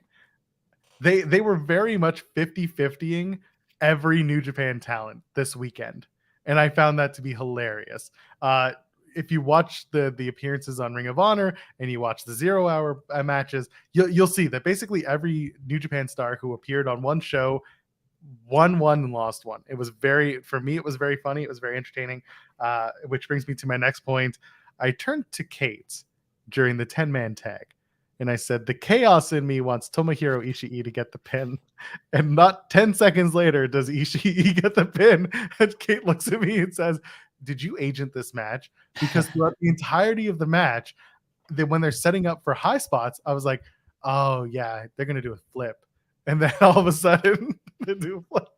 So 10-man tag was, to me, felt inconsequential. And I've said this before. This was a match that felt like they threw it on the card because they had to figure out what to do with Punk first. And that's not a knock on anybody. It was just like, we have a story to tell with BCC and the Elite. The Elite have to be on the card. BCC have to be on the card because everyone's popular. Everyone needs to be there. What are we going to do? And so we do a 10-man tag, and putting Eddie in there makes sense because he's about to do the G1. There's a story there with Claudio and with Moxley, and they told a great story with John and that was the story. That was, and it was, again, they set that up with they reminded us with a week's notice, which I don't hate it because they ended up telling the story well. But yeah, in terms of just what the match was, I think they got a little too cute way too often, and it cost them in terms of spots and momentum. There were a few blown spots because they were trying to do things that they just couldn't get, and that's the risk that you take when you try to do that style. So there were a couple of cutters off top ropes that were just missed, and just again spots that are tough to do because you got to hit them, and if you don't, then it just looks sloppy. But that's the risk. I mean, the story was Moxley and Eddie. I think that was the story they were trying to convey, and they did a good job of that, by the way. But when you're right that it did feel inconsequential because we've had this long running BCC Elite feud, but obviously there's a big element missing in this match, and he had a match against Will Ospreay, the guy who lost the Anarchy in the Arena, the guy who got pinned. Wheeler Yuta's just taking a bunch of L's after pinning Kenny Omega. Yuta's getting pinned all the time nowadays. But he wasn't in this match, so it didn't feel, and Danielson wasn't in the match either, but Omega was sort of a bigger picture because Callis is there, Takeshita's there, and everything.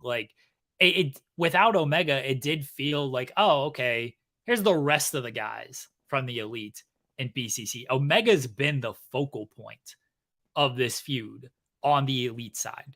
Danielson's been the one who's pinpointed Omega of you've had potential. The rest of these guys are amateurs. Callis turning on Omega, Takeshita being there, going after Omega, and Yuta pinning Omega. He's been the focal point there, and he wasn't in this match. So they had to shift the focal point to more Eddie and Moxley, and so that's where they went with this match. It didn't feel like it was a continuation of the BCC Elite feud, which it was meant to be, but it didn't feel like that. It felt like it was something with Eddie and Moxley, and now we got Eddie going off to the G1 anyway, so I don't even know how they're gonna fully follow that up. I mean, Sean reported it about Blood and Guts for Boston at TD Garden and everything. That's mid-July. Danielson's hurt. What's that? I reported it first. Yeah, I know. I hinted at it a bunch. I'm just you did, and friend of the show who appears fairly often, who can hack our stream. He's mentioned it as well. But yeah, continue. But Eddie's gonna be in the G1. Danielson's hurt. I don't know what Blood and Guts was going to be. Elite and BCC seem to make the most sense. But now one factor might be out of it. That's Danielson. Eddie wasn't going to be there in the first place. So how does he we'll see where it goes. Do they do the women's thing? Do they finally do Outcast and Originals with it? We shall see when it comes to Blood and Guts. But yeah, circling back to Forbidden Door, it did feel rather just like inconsequential of like, oh yeah, we need this match. I think they actually did a decent job pivoting to at least give you something with Eddie and Moxley, because like if that element wasn't there, just like, okay, that's just a match. Yeah, crowd loved that Kansas theme. They love that entrance, and that was fun. So it is a good song. I love it. Clark Connors just tweeted, "Not gonna lie, Forbidden Door was not as good without me." He's got a good point, Sting. Clark Connors was good last year, man. He was out there busting his ass. Like he was working. Shout out to Sting, man. That dude, that cutter from Guevara, that looked rough. That did look rough. I'm pretty sure he was supposed to move on the 6:30 spot and didn't quite make it out of the way in time. That looked a little bit rough. Sting's out there. He's working still out there working. And I don't know how much longer he has. He did say in the post-show press conference about he doesn't think Wembley's kind of his last match, but he also knows like his time's kind of coming to an end. And then, of course, like 2 seconds later, it's like, yeah, I'm going to wrestle on Wednesday, by the way, in a tornado tag with Darby. Okay, let's shift focus to this press scrum. Before we get really into the weeds with this, I loved that Sting basically sat there of two minds. One was like, I don't like how this angle is playing out in the middle of a press scrum. And two, Tony, are we really doing this right now? Also, I think he really wanted to answer the guy's question who had just started asking and never got an answer to whatever his question was. Jericho. What? Jericho's like, you know what? He gets it, man. He understands these press conferences are long and everything. He's like, I'm just going to interrupt this and then just deal with it. Just deal with it, everybody. But yeah, Sting, like, I think he enjoys doing this stuff. And Darby, I don't know how much Darby like enjoys media and everything, but I will say Darby's typically good when it comes to media. Like he gives good answers. He's well spoken and everything. Like it was very funny when like anybody asked questions for Darby.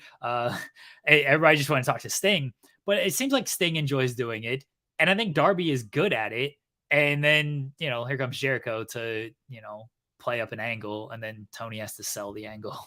So I have a theory that Darby, when he said, no one wants to ask me a question, okay, I'm out, I think that was a cue. I think they knew that the crowd was that the press was all going to ask Sting questions and not Darby. Right. And I do have to say, like you said, Darby, he's engaging in interviews, and he wasn't always that way. I think something has happened in the last little while where he's just like found that confidence or that comfort. I think it's comfort.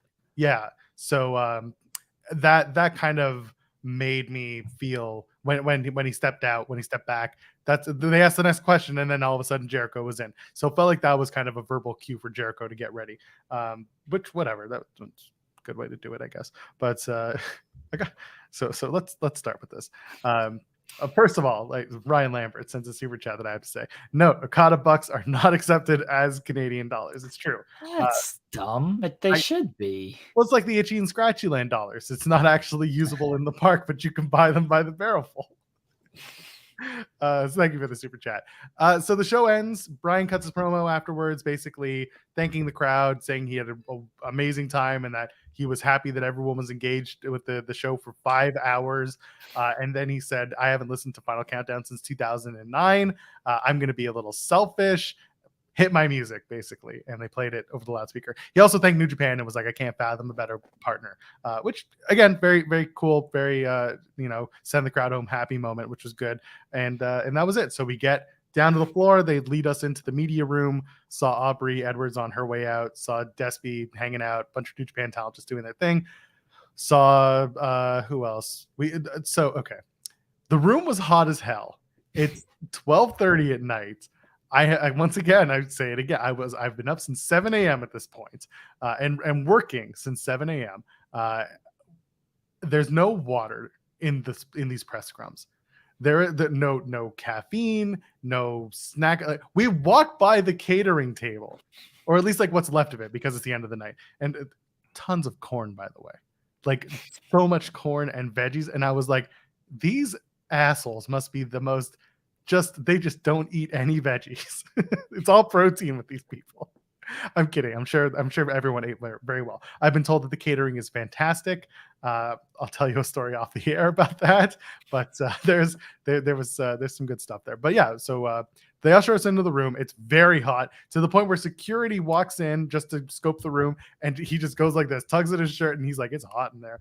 Tony Schiavone comes in, and he's just like, "Oh, it's really hot in here, isn't it?" I was just like, "Fuck you, Tony Schiavone. It's very hot in here, and I'm tired."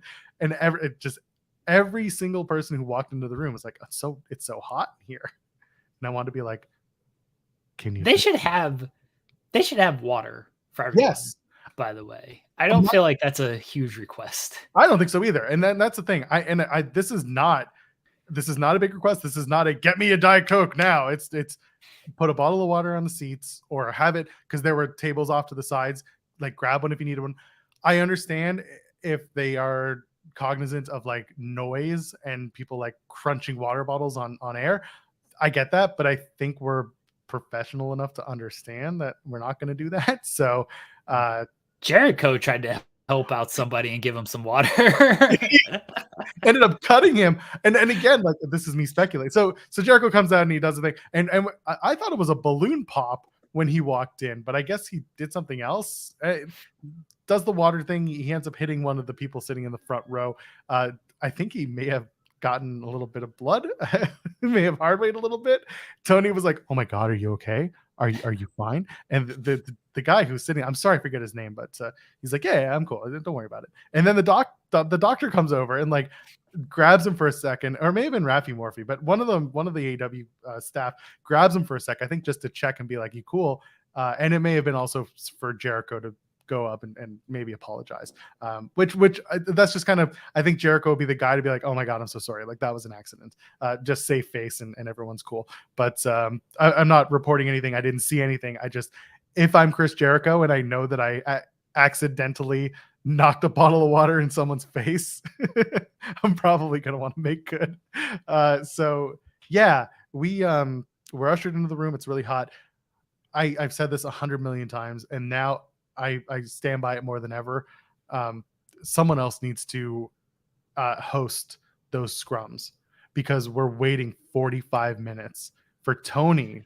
I said this. I tweeted this. Like, I know these scrums are going to be long. I get that at this point, very expected, because Tony likes to answer a bunch of questions. He likes to make sure everyone gets a chance to ask questions and stuff, and that's very much appreciated. And Tony is gonna Tony speak on a lot of these questions, which is going to extend it. There's no reason why it takes 40 minutes for these things to start.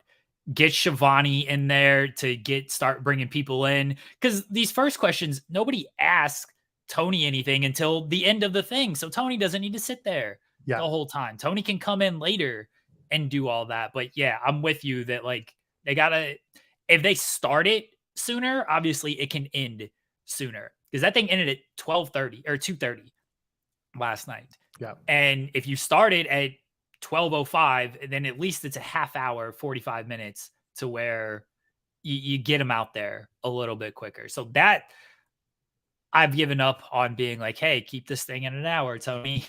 But you could at least get the ball rolling on it a little bit quicker. So a funny moment, Britt Baker, as reported by Fightful Select, was in town for the show. Obviously, Adam Cole was scheduled to be on the show as well, so it makes sense that Britt would be there too to support. Obviously, Adam Cole was pulled. He's injured, had a fever, according to Tony Khan, and is going to be okay. He thinks it's the flu. Whatever it was, they kept him off as a precaution. Cool, I understand it if that's the case. So Britt was kind of just keeping to herself. But if you want to know how tight Tony really is with like most of the talent, especially the women, which he makes no bones about that. It's been since WCW. He's palling around with Britt in a room that is like a kitchen behind the media room, where there's a door that like people are going in and out of. And at one point, Tony like pushes her into the room. They both push each other out, and they do like a stupid vaudeville spot. And then they go back into the room and close the door. And that's all you see of Britt for the rest of the day and the rest of the night. So little stuff like that like entertained us for a minute before everyone started doing the actual press conference. But yeah, we saw Kenny walk by, saw Nakazawa a bunch as we were walking through. I think Christopher Daniels was heading out. A couple other wrestlers were on their way out. Nothing huge. Jay White, saw him on his way out. It was just like, yeah, was what it was. Will Washington came in to say hi to a bunch of people, brought his kids. I thought that was the sweetest thing. They were very, very sweet kids. Kate got to talk with both of them for a little bit, and Will just kind of made his rounds, said hi to everyone, and then he had said to us, like, watch the Will is going to be a lot. The Will Ospreay press conference. And I thought that was going to be similar to the Jay White press conference. I thought he was going to come in House of Fire and go absolutely shit. Turns out that was not the case. I don't know what changed or what happened, or maybe it was an expectation that he would do it, but then Will decided, no, I want to do this the way I did it. Regardless, it got me excited for like a big press conference moment, or like a chance to ask questions that were more story based, but it turned into something different, which was fine. I actually enjoyed Will's press conference, but eventually it starts, and everyone in the room is tired but looking forward to it. If Jeremy was there, he absolutely would have yelled "Will Washington" as he walked into the room, but actually he probably wouldn't have been funny though. Where do you want to start with the press conference stuff? Because there was a lot. My eyes glazed over a little bit here and there, but I think I still have most of it in my head. I want to start by wondering why the real questions weren't asked at this press conference. Nobody asked where Great-O-Khan was. I think this was a huge miss from the media. Like, why was Tony not asked about Great-O-Khan? He was the star of last year's Forbidden Door. I don't remember what match he did, but he was riding penises in Las Vegas, and that's all I cared about. So I wanted to know what kind of shenanigans he was going to get up to in Toronto. Oh, that was a big miss. And nobody asked Danielson about tree sperm.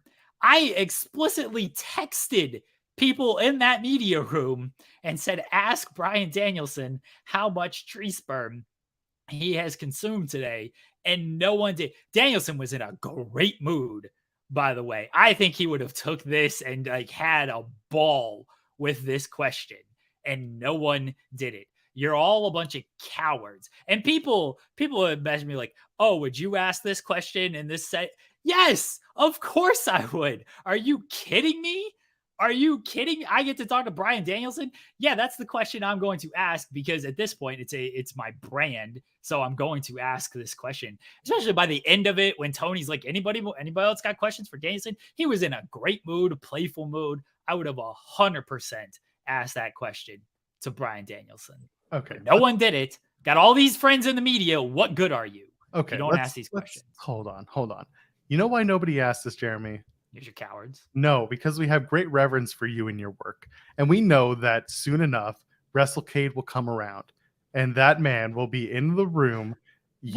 Hopefully you will be there. And we want you, Jeremy Lambert, the bringer of the tree semen, to have his moments on camera, no less. We'll get it on camera. I'll pay Sean however little money I have to have you get that question off, because you deserve to get it, not one of us. We're not your proxy for this moment. You need to do it yourself. That is what will springboard you to this Imagine Daniel Bryan Isn't the Effing Goat podcast. Okay? That's what's going to get it. You're all cowards. It's you gotta shoot these shots when you're given the opportunity, Joel. And instead you're cowards, because what if I get COVID again and I miss WrestleCade and I miss Bryan Danielson, and then we're just delaying. No, you gotta ask these questions when you have the opportunity. Jeremy, a wise man once said, fight for your dreams and your dreams will fight for you. My dream for you is to ask about tree semen. By the way, Great-O-Khan probably found out how few strip clubs are in the city and said, nope. Well, I would like that answer. I would like someone to give me that confirmation, but no one asked these important questions. All right, in all seriousness, you mentioned the Will Ospreay thing. I thought Will Ospreay was great, and I didn't know what to expect from him either. I didn't know if he was going to do character stuff. I didn't know if he was going to give the press conference he gave, because Will can kind of do what he wants to do, right? Like it's very clear they're not given too much direction. Toni Storm comes in there and is completely just all character work of like, don't care, don't want to be here. Smartest woman in this entire. Oh, I agree. I love it. Person of this entire press conference. I love it. Yeah, in a world where Tony Khan will keep every member longer after questions have been asked to be like, guys, who has questions for this person? They were really, really great tonight. Who wants to ask a question? He does not do that shit with Tony, because Tony is just so good at just one. I was going to ask her about bringing back space buns, okay, and I was so I wasn't. I'm not going to use the word intimidated, but I was just like. Coward. I know. And I was like, I probably should have asked, but I just sat there and I had a good laugh to myself. I'm like, well, how would she have answered? And now it's going to be my one regret in life. Tony. Anyway. So you never know how this is going to go. Kayfabe, not kayfabe type of thing. I love when Toni Storm comes up there. She was at the Double or Nothing one as well. And she's just like, I ain't got time for this nonsense. Ask me your dumb questions. I'm going to give you a 1-word answer and get the hell out of here. Bless her. I want to know what food was in that container she brought up. Well, you could have asked, Joel. I should have asked. I'm gonna defend our pal Kate, because I saw, she asked a kayfabe question of like, what changed from the first match to the second match? I'm pretty sure she had the first question to Ospreay, and that can be a difficult position to be in, especially if you were kind of told like, hey, here's kind of what you're gonna get with Will. Like, okay, let me try to. You don't know how they're gonna come up there, right? So I think Kate was a guinea pig here of, all right, I'm going to ask a kayfabe thing because this is what we're going to get out of this interview. And then it turned out he wasn't kayfabing anything, and he was given real answers. And so her question just is like, oh, that seems like a waste of a question. You don't know when it comes to these press conference. And again, you just mentioned that it was sort of kind of hinted around of like, oh, Will Ospreay might kind of Jay White this thing. And so if that's the case, then yeah, you probably want to ask like, all right, in character kind of stuff. So, but I did see some criticism of Kate asking that question of like, what a waste. You know how many wasted questions there actually are in this thing? I don't say this to be mean. Every question to Tony Khan feels like a waste, because he ain't giving you much. And I understand this is Tony's like thing. This is what he likes to do. But I'm going to ask him, when are you going to come to this town? He ain't getting any great answer. He's not going to tell you like, on October 23rd, we're going to announce this show and come to this town. You're not going to get a real answer out of Tony when it comes to this. He recapped all of AEW last night. I feel like I'm frozen. I'm probably talking to nobody. No, I apologize. I'm actually on my good internet. You're okay. Okay. Yeah. All right. I'm actually on my good internet. So what do you want me to do here? No, honestly, my good internet still. It's been very minimal today. You're okay. You're good. But yeah, he goes. But when it comes to Tony, yeah, he goes to the entire card. He's talking about the Acclaimed, putting the Acclaimed together during the pandemic era. It's like, Tony, what are we doing? What are we doing here, Tony? In the course of his answer about the Acclaimed, someone was asking about talent, and again asking about you're doing all these shows in Canada. Local do you have talent. Your eye on Canadian talent, local talent? And there aren't that many names that he can put out there right now, because honestly, a lot of them were on the program the last little while. He's not going to sit out there and be like, yeah, I'm looking at Mark Wheeler and Silesia Sparks and Shane Hawk. Like, he's not going to name names, because what does that accomplish? That was an answer that he gave to me, not to me specifically, but to the room, that like the question just wasn't that great. That is really what it was. And sorry, not to make fun of the person making the question. It was a good question, but the answer you were going to get was always going to be a lot of great talent. Talent is great. We're going to showcase talent. I take part in the talent finding process. Sean Dean, by the way, was at Girls Next Door. We'll touch on that maybe another time, but he came for the Trish Adora match, and he was also, again, scouting talent. He's another guy, but Tony basically gave his whole answer about like how he was a part of the talent and continues to be a part of the talent seeking process, and that he's on top of everything. And yeah, talks about the acclaim. He'll always go back to the biggest wins, and that is his biggest win, and that's fine. The talent clearly had a lot of work into that, but Tony put them together, so he gets the first round. So yeah, that was what it was. Tony's gonna give you the answer. He's gonna give you, especially after these shows. He's always very fired up and likes to put himself over and put over the talent and put over the booking and the shows and the crowds and everything. More power to him. He puts all this stuff together. He's Tony Khan. He's the reason that AEW exists to this level. The wrestlers had a lot to do with it. I'm not trying to discredit the wrestlers of this, but like, Tony's back in this whole thing. Tony is the one making all these big business deals and things like that.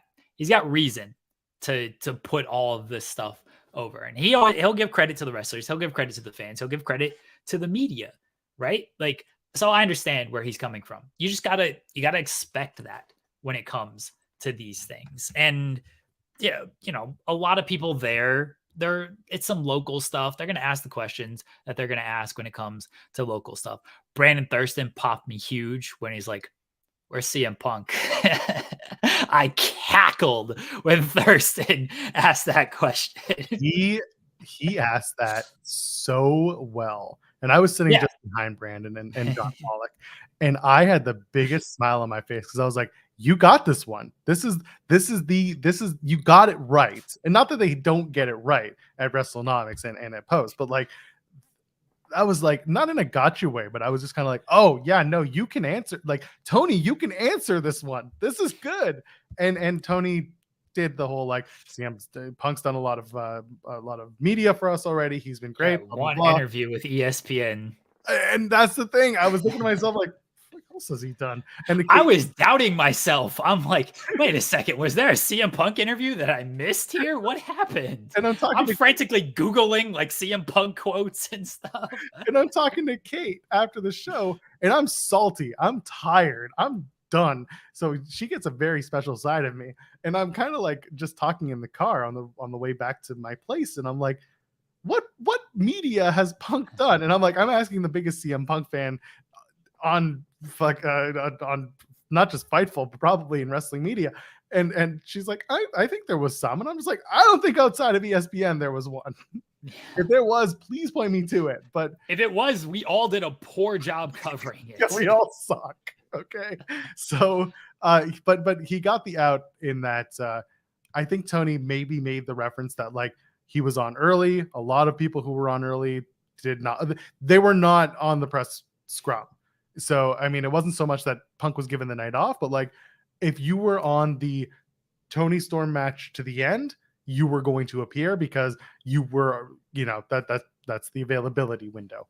Everyone else, like MJF went home. They didn't have like Tanahashi or anyone like that, but like they kind of kept it to, if you were on that one to the end, you're going to be on the show. But no Punk because he was the second match. And Jericho came. He was in a later match. Darby and Sting, of course, were later matches. So like that made sense. But yeah, Thurston had the right call, asking like, "Did you give him the night off?" And of course, he's done a lot of media for us. Like, yeah, totally. Anyway, the rest of the questions, like, I texted Kate as I asked Tony Khan how much tree semen he's consumed today. Cowardly, didn't. But then I did say, like, legit question, ask about the Danielson song, ask about Final Countdown, because Danielson was asked about it. And even he said, like, that's a question for Tony. And then nobody asked. And I'm like, why has nobody asked this? And then you did ask it. And she said that she passed that over. You may have already had plans to ask. I'm not trying to take credit for this, but I was like, can someone just please ask this? And she's like, I'm going to tell Joel to ask this. So I did. And I had written out the question and I was waiting to ask Tony at what I would consider the right time when I got a feel of how he was answering questions and like also to break from the monotony of promoting the next set of dates wherever people were asking when they're coming back. I turned to Kate just before he started and I said, did he ever answer the rights fee for for Final Countdown, and I don't think Kate really understood what I was asking. And then I was like, okay, I have my question here anyway. I know that the catalog was just, or parts of the catalog was just sold, and I wanted to know, like, did that play a role in them getting Final Countdown? And of course, Tony said no, but I think partially yes. He wouldn't say the number came down. He just kept saying like, this has been in talks for a long time and now we finally got it. And I'm like, it feels a little too convenient that like 5 days, a week after this deal was done, suddenly you guys hopped on it. And I'm not trying to say that, Tony said like we didn't do the deal in 5 days. I didn't think for a second that they did the deal in 5 days. I think the deal opened up the opportunity to expedite a process that may have taken longer than they would have liked. But he didn't tell me as much.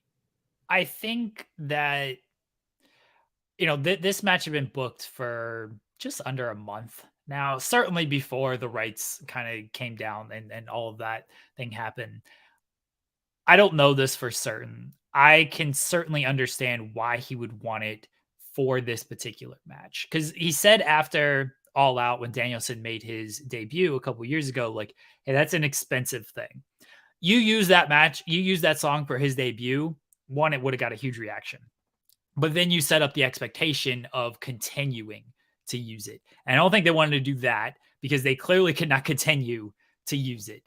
This was a big enough match. I think the only other match would have been Grand Slam, but that was Danielson's first match. And again, you want to, against Omega, again, you want to create the expectation of like, no, like he has a certain theme that he's going to use and continue to use.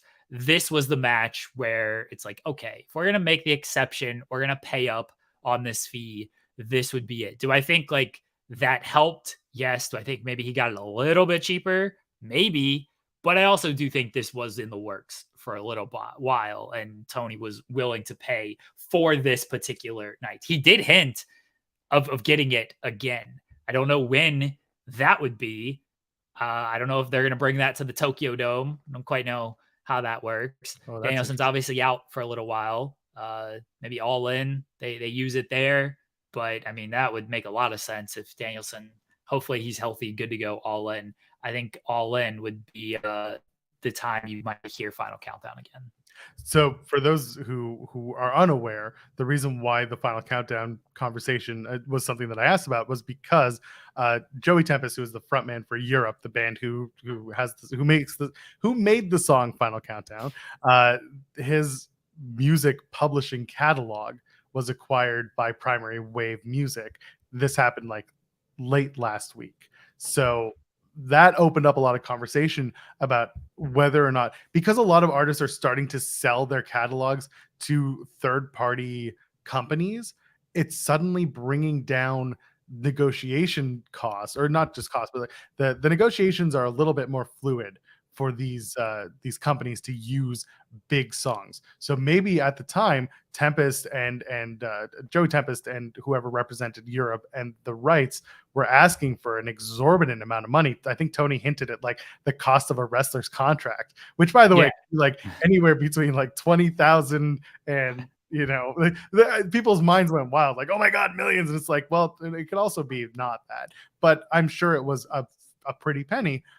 And so the negotiations may become a little easier when you're dealing with a third party and not someone who's directly affected or interested in the music itself. So it's almost more robotic that way. You're not dealing with emotion about selling your music and the importance of that. It becomes like, oh yeah, no, you want to do it, here's the price tag, you pay it up and we're good to go. But that's kind of where the crux of my conversation with Tony was like, did things change with this deal with Primary Wave? Did it become easier? Did it become, and he said like they knew about the deal. They got it done. We're good. And then I asked about Many Men because the Guns had both been like, if we get 1,000 tweets or retweets, yeah, you want to get on that. Okay. Two parts. First one, I hope Tony next time when people are like, why won't you sign this guy? Why won't you sign that guy? This person's blow up. Tony's like, we paid for Final Countdown. All right. Sorry, guys. What do you want? You want Speedball Mike Bailey in AEW? Or you want Final Countdown? Take your choice. You can't have both. All right. This is expensive. The Guns thing. I was a little perturbed at you, Joel Pearl, because I'm gonna find this. I'm gonna find this real quickly. I was looking it up because follow-up tweets. Yes. Oh, that's what I did. I missed it, but I still got an Yeah. answer out of Tony that worked. You did, and like that was good. So there was the first tweet, June 22nd. This gets 1,000 retweets. Tony Khan has to give us many men. It's got 4,000 retweets. It's got 7,000 likes. And then the next tweet was, make sure to tag Tony Khan to show how important this is to y'all. The next tweet, Joel, I have you guys in the palm of my hands. Look at how quick you guys were to jump. How cute. You thought I would give y'all what you want. Sit down and shut the hell up. The guns run the show now. So he was trolling, baiting. I'm sure maybe they probably do want it because it is a good song. And I do think it adds to their presentation. But it was a troll kind of thing from Austin Gunn. Fine by me. I was more interested in the rights fee and the opportunity to use it again. So I got the answer that I wanted, which was, that they have the rights in perpetuity. And also one thing I found interesting was that Tony kept hinting at streaming services, and he kept hinting at when we arrive on this streaming service or this platform, you'll still be able to hear the music. I think there was more to that. And he kept hitting on it as if like there's a deal that is imminent. And again, Brandon Thurston asked about the all-in deal and where it's going to stream and where we're going to be watching it. And he said, I can't announce it yet, but you're going to be able to watch it. Everything's cool. We're just dealing with the broadcast rights in the UK. And then we're going to, we'll announce what's going on. And so it feels to me like there is something coming. This is total speculation, but just by the way he was talking about it, it feels like there was a bigger deal coming. With All In will come something else. It feels like it'll be a bigger package deal. I could be wrong, but just from the way he talked about it and really kept hinting at it, something was going on. Yeah, he hinted at Max for All In is what they're saying in the chat. And he did. They got 2 months before this show. If they're going to announce something, they got to announce it, I would assume, within the next month, because you probably want at least a month of like promotion. Here's how to watch and everything and to try to boost subscribers for the month as well. So I think within the next month, we'll probably hear something on that. Maybe it could be completely wrong, but yeah, he definitely hinted at some type of streaming deal when it came to All In, and then the right stuff when it came to the music. So we shall see on that. Yeah. So it was that was fun from Tony. Again, there were a lot of questions of like, when are you coming here? Coming there? Yeah, you asked a good question, Joel. I fed it to you. No, you asked a good question, and again, a question that you actually got like a legitimate answer out of. I understand those press conferences are very, very difficult. I did the scrum. This was 2019, so it's been years since I've done one of the AEW scrums. But like, it can be difficult because you don't know who's going to kayfabe. You don't know who's going to stay in character. You don't know what kind of mood people are in. And when it comes to Tony, like, knowing how Tony just operates, listening to enough Tony calls and everything, you can ask him a good question. It doesn't mean he's going to give you an actual answer on things. So it can be difficult, and it's already such a long night for everybody. Like it can be a tough situation when it comes to that. I think everybody does the best they can in the situation, and I don't begrudge people for asking the questions that they ask in that setting. I think it's a little bit different when you have like legitimate interview time with Tony. That's when I'm like, all right, you gotta be a little bit better when it comes to this stuff. In this setting, I don't know what you guys are told, but typically it's like, hey, focus on Forbidden Door. Don't be asking. They didn't do shit this time. And you're right. They do normally do that. They're like, we're going to talk about Forbidden Door. We're going to talk about whatever show it is. This is another thing, by the way, just because you mentioned it. One thing that, and I can only speak to my experience with WWE. One thing that I appreciated WWE doing was when we had the post press conference for Elimination Chamber, they told us in the room ahead of time who was planning to show up and who was planning to speak. That way we got our questions in order and things kind of flowed a little better. Whereas when we randomly have people coming in and out of the room with the AEW scrums, it kind of forces us to like think on our feet, which is part of the deal. I get that. but it's nice to have a little bit of foresight to be like, okay, Will's going to be there. Maybe Kenny's going to be like, I wrote down a bunch of questions throughout the night.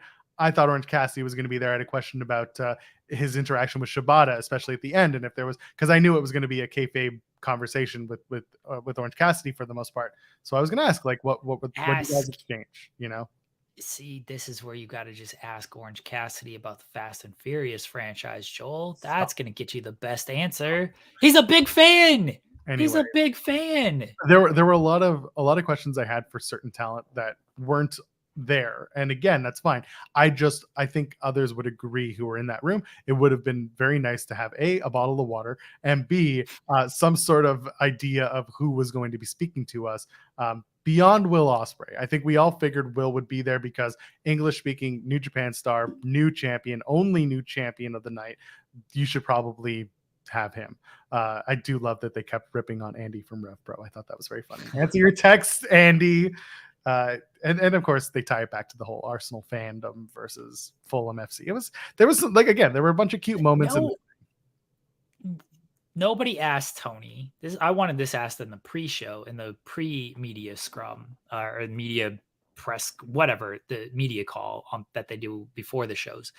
Nobody asked Tony about Okada and being a fan of, I forget the name of the team now, but 17 times Okada mentioned how big of a fan he is. Clearly, I forgot what the football club is. How often did Okada mention the football club this year? Nobody asked about that. And did Tony book Okada to lose because he just kept mentioning the Manchester City? By the way, I was looking it up. Manchester City. Okada's a big Manchester City fan. He's like, I'm sick of hearing about Manchester City. So he's going to book Okada to lose. These are the important questions. You guys are asking, who do you have your eye on, Tony? When are you coming to my town, Tony? Stop trying to pop media with your questions, Jeremy. Stop it. I don't pop myself. All right. Like, honestly, when you're dealing with Tony and you're gonna get the answers you're gonna get out of him. Like, I know Mia's got a job to do. They're gonna write the stories they're gonna write. But for me, I look at it from a very myopic point of view of like, what's gonna pop me? These questions pop me. If you're doing media and you're asking, when you come to my town, Tony Khan says AEW is coming to Canada over west, east, north, south. When are you coming to Montreal? When are you coming to Montreal? When are you coming? Where are they going to run in Montreal? They can run the Bell Center, but they don't have anyway. They get the next place they can run is Laval, which is where WWE does their house shows, which is probably where they would start. But Laval is fucking far from anywhere in Montreal. There's anyway. That's a whole other can of worms. Go ahead. Continue, please. Question. This is a good question. Just ask Tony, can I get a bottle of water? I said to Kate, I was like, Joel Pearl, Fightful.com. Tony, you have those bottles of water up there. Would you mind giving me one? Kate just popped. And this was the most frustrating part. So the media guys are on either side of the room handing out the microphone so we can ask her questions. And I'm staring the whole time because the guy who's on our side, very nice guy, by the way, shout out to John. He's there doing his thing, and there's a bottle of water sitting right on that. And I'm like, that's a sealed bottle, and no one's touching it. At the end of the scrum, when everyone said goodnight and everyone went to go swarm Tony, I went the other way and grabbed that bottle of water, and I was like, oh, I just jugged that thing down. So I was done. It's 2:30 in the morning. I was parched. I was so over it. So there you go. Ryan Lambert says Jeremy's trying to get all us Lamberts banned in AEW. You could be 2 for 2 if you really try hard. I mean, one's already banned, so I mean, maybe he's welcome back. I don't know. I don't know. I know Senor Nerd is a regular in the chat. I don't know if he's being facetious here. I don't know what the tone is of this. Am I a real wrestling journalist or no? Absolutely not. I mean, I am, but I write dumb stuff. I write stuff that pops me. I'm asking these questions pop me. And I'll probably get a better answer than Tony saying, yeah, we're coming to your town soon. Yeah, I got my eye on everybody. ROH is not developmental. The Acclaimed, look at what a success story they are. The crowd was great. Tremendous crowd. Big success. I think honestly, the only other question I would have asked, but I didn't because I knew what rabbit hole I would have been brought down from Tony was about the differences between the production for Collision and Dynamite, because there is a difference, right? They've been opening with promos for the last couple of weeks, and it feels like they want to continue that route, and I don't hate that. And then Dynamite, they open with the big match, typically an Orange Cassidy match. So that, again, it just those little differences I think are good for the two brands. And I wanted to ask about that, but I also didn't want to start an entire 18-minute promotion for the Canadian tours and the Owen. And that's what's big. The big difference is that the Owen will culminate at a Collision in Calgary, and come and get your tickets and wear your fancy hats. And I would just be like, at that point, Peter Griffin in the movies, done, and I would just up and walk out.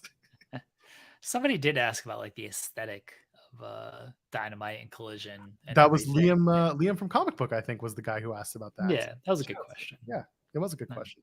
And he got a good answer in that Tony was like, basically Tony's comment was like, I like the 2019 Dynamite flashy colors. And I was just like, yeah, you would like the paint on the screen type of the 90s aesthetic, Tony. I get it. Anyway, we've gone long as we always do, but is there anything else that we got to cover from the AEW side? I don't know. No, I mean, stay tuned to AEW Dynamite Wednesdays, 8 p.m. Eastern. I'm being asked, by the way, if I want to go to Hamilton, and I've been asked multiple times, hey, are you going to Hamilton? And I said, I bury Hamilton on this show, and it's not a bit. I'm not going to Hamilton. Do not ask me. If someone wants to give me full ride, my tickets are comped, my meals are free, you'll drive me there. I ain't driving my own ass out there. It's 45 minutes, it's easy, but I ain't doing it for Hamilton. Okay. I'm not. What are you asking for on this show, Joel Pearl? You're asking for just a bunch of free stuff? No, we don't do that here. That's right. Send us your super chats instead. Give us your money. Somebody should ask Tony. It's just where can I watch AEW Collision and AEW Dynamite? You know what?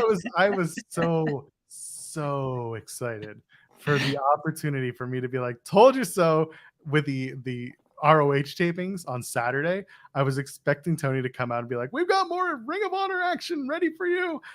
I have Commander versus Vikingo. And I was just waiting for that shit. It didn't happen, obviously, but Claudio did have a match, so that was cool. Somebody should ask Tony, is every "This is awesome" chant truly justified? That's a good question. When they were chanting "Fight Forever," didn't mean that. But, question. Shout out to that guy. Yeah, it's if you had time.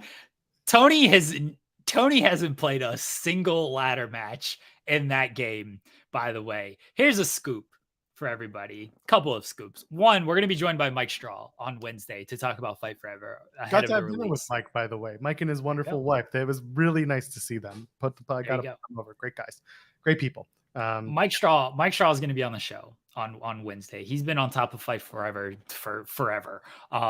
He's going to join us on Wednesday. The game releases on Thursday. I got the game. I got an early copy of it. I've played it. I played it a little bit this weekend. The ladder matches, I'm not saying they're bad or anything. They're fine. Tony ain't played a single ladder match in that game. He's like, yeah, sure, we got ladder matches in this thing. You can only do one-on-one ladder matches. You can't even do multi-man ladder matches and stuff like that. We'll talk more about the game on Wednesday, but yeah, Tony admitted, I don't have a lot of free time. I haven't really played it all that much. He clearly just was racking his brain of what game ladder matches. Love them. Love the ladder matches in the game. Didn't even know when the game dropped. He just said imminently. He could imminently was the best way to say Wednesday, Thursday. No. I'm saying in his brain he was probably Wednesday, Thursday, imminently. That. And you could just see it cogs in his head. You know what? I laughed. And that, by the way, that was the same guy who had the question cut off by Jericho. That was the same guy who asked about Montreal. So there was a certain line of questioning there that was going. And you know what? Shout out to that guy. Honestly, anyone who was in that room asking a question who maybe had never done this before. Like it can be nerve-wracking, and I get it. I gave Kate her flowers on Twitter, but I'll do it here. I'll do it again. She was a sport this entire weekend. Listen, again, we went from 7 a.m. through the day.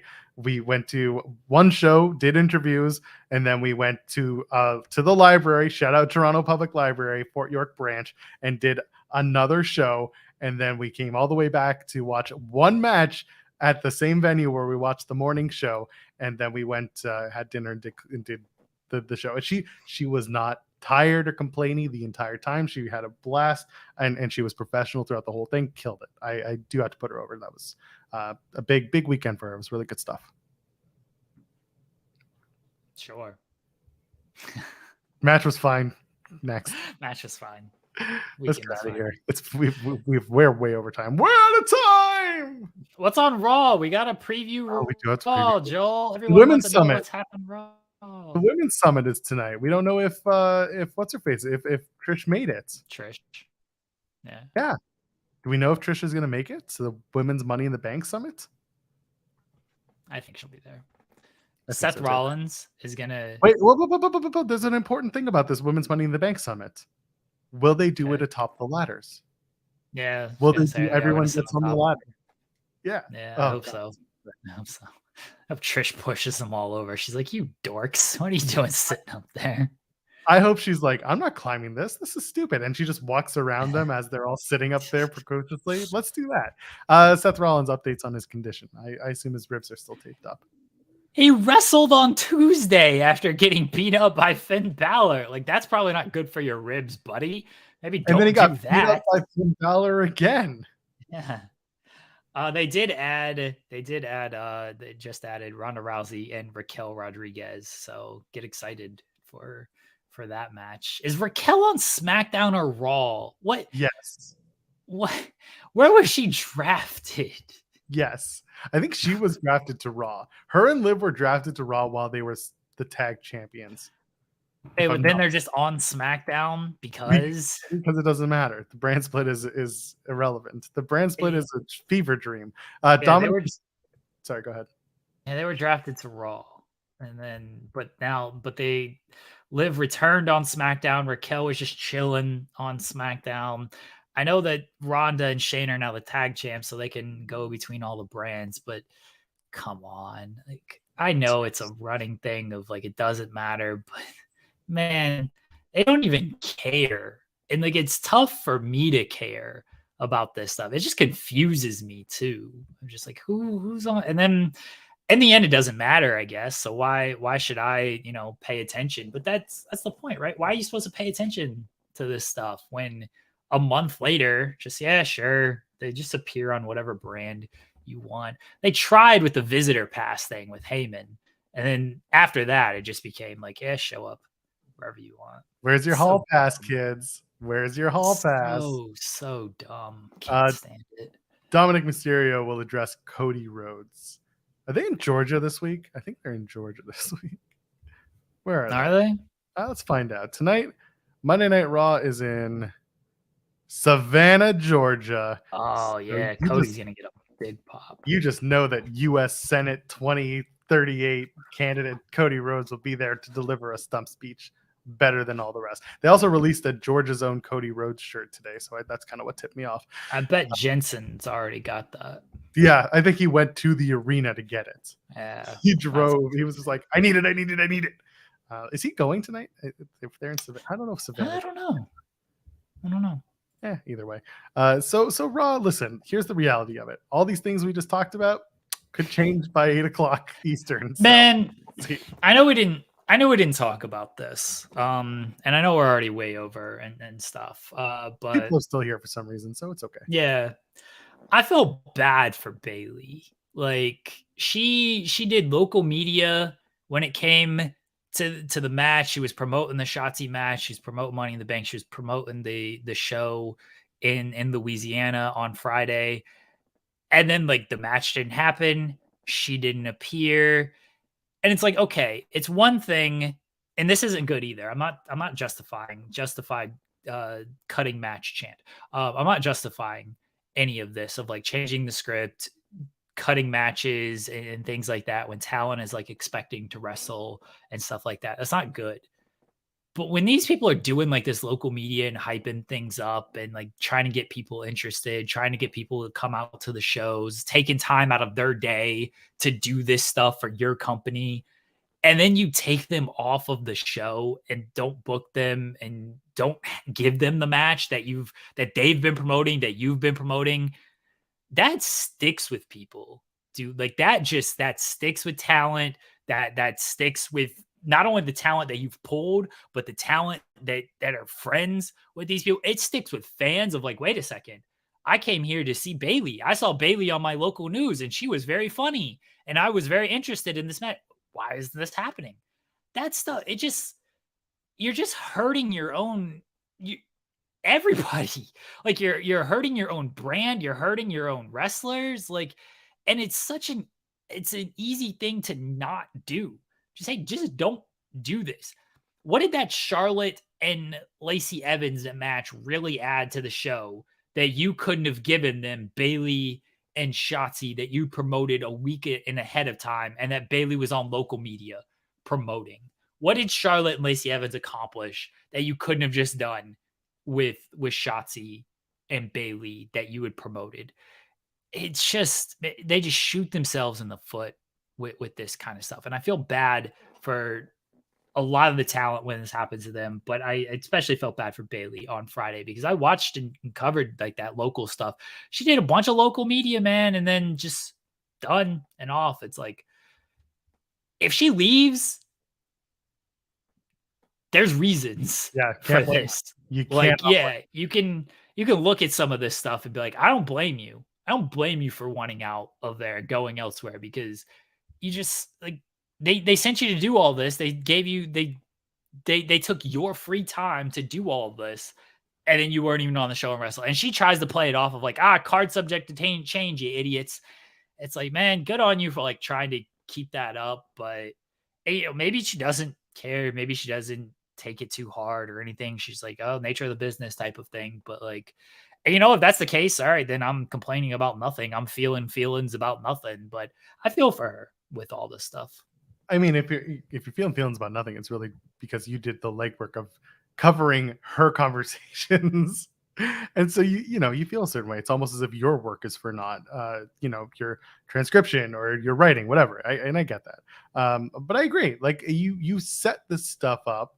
You have made people get invested. People were talking about this too. Bailey. This could be Shotzi joins the match. This could be the more riffs in the damage control storyline. There was a lot here that could have been done, but that isn't what happened, and they ended up putting the match off. And a few other matches. Again, there was the Momentum 3-way I'm glad that was off the show. Yeah, that one probably didn't need to be on the show. Yeah, and like, again, not everything that was cut was like, man, that sucks. But that was one match in particular, and I agree with you. And I saw you talk about that, the media that Bailey did and how her match got cut, and she was effectively promoting that match, which is what she was there to do.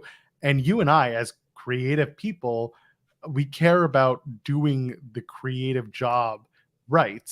And that's what these wrestlers are doing. They are creative people. They're trying to promote their craft. And when that gets changed on them, it could be disheartening. It could be frustrating. But like you said, Bailey's been around for a long time. It's entirely possible that she was like, all right, it happens. That's frustrating, but that's the job. And if that's it, that's it. But feeling a certain way in this case is more like, it's not. I think there are people out there who are more frustrated that the match didn't happen because they were going to sink their teeth into that match, into that story. So who knows where? Who knows where we actually stand on it? There's an internal and an external. There's the fan expectation, and then there's obviously the WWE expectation, whether you're a wrestler or story or Vince or whatever it is. All right, let's get out of here. We're way over time. We're 30 minutes over time. We started late, as it was. This was an AEW press conference right here. Sorry, everybody. Look at us doing press conferences. Any more questions? I think everyone's done a really good job tonight. I think they all deserve to hear your questions if you have questions. So once again, no, don't go anywhere. Will, stay here. Will, no, Daniel, Daniel, stay here. A lot of people traveled to be here. I want to make sure everyone has the opportunity to ask a question because not everyone can be here all the time. So, we appreciate the media who's here covering this. We can't do this without you guys. You guys have been great with your coverage of In the Weeds and AEW, and we really appreciate it. We want to make sure everyone has the opportunity to ask a question because not everyone can be here. Tremendous. Thank you guys. Justified. This is awesome. Chance. Oh no. Looking forward to the 24-hour In the Weeds stream. We're going to do this one day. I don't know about, yeah. We're going to do a charity stream. I don't know when we're going to do a charity stream. Okay. That's yeah. Again, no idea when this is going to happen. But we're going to do a charity stream and we're going to try to do 24 hours. Whether we can pull it off, I don't know. But so bad. I can already hear people in my household screaming, literally and figuratively. Same. All right. Let's plug this stuff and go home, Jeremy Lambert. Fightful Overbooked. You're here. You know what it is. If you're not here all the time, we have new content all the time. New episode of Tag Talk later on, like in 2 hours at this point. New episode of Tag Talk will be happening at 3 p.m. Eastern on this channel. Join Haley and Kylie. I'm sure they'll have a lot to say with the Elite and Kenny Omega and Will Ospreay, that match, and everything else from Forbidden Door. What's tomorrow? FMC. We talk basketball if that's your cup of tea. Wednesday, we are back within the Weeds. In the Weeds is Monday, Wednesday, Friday. So we'll be back on Friday as well. And we have Coexisting with Rob and Maggie, and we have Indeed with Reg and Mike. And yeah, Joel and Kate at 8 on Sundays. And I think that's everything on Overbooked. Next week, we're still doing stuff now for July 3rd. I'm not hyped to this as much because Ronnie's schedule might have changed because we were not expecting him but we're very proud of him that he's in the Nathan's hot dog eating contest. But when we talked to him about all of this, he said he wasn't going to be able to do it. And then he qualified. And now we were planning to do stuff the day before, and Ronnie's going to have to do stuff the day before. So we're trying to figure that all out. Once we get that side situated, we will keep everybody up to date. I can tell you we're no longer doing hot dogs. We're switching that up as well. So plans change, but we're figuring it all out. Card subject to change, Marks. Sorry, I'm still thinking about Tony Storm. She's great. Anyway, lots of content here on Fightful Overbooked. Leave a thumbs up if you haven't already. It's good to see you all in the chat hanging out with us. Tell your friends about this show because guess what? That's how we get popular or something. That sounds word of mouth. Word of mouth. Share us on your socials. Tell them all. This is where you want to be. I will be much more awake on Wednesday, but thank you for bearing with us for the 2.5 hours we did today because this was a good show, but I need a nap. So I am Actual Pearl, JOELPEARL. Ladies and gentlemen, friends beyond the binary, what's your superpower? We'll see you in the next one.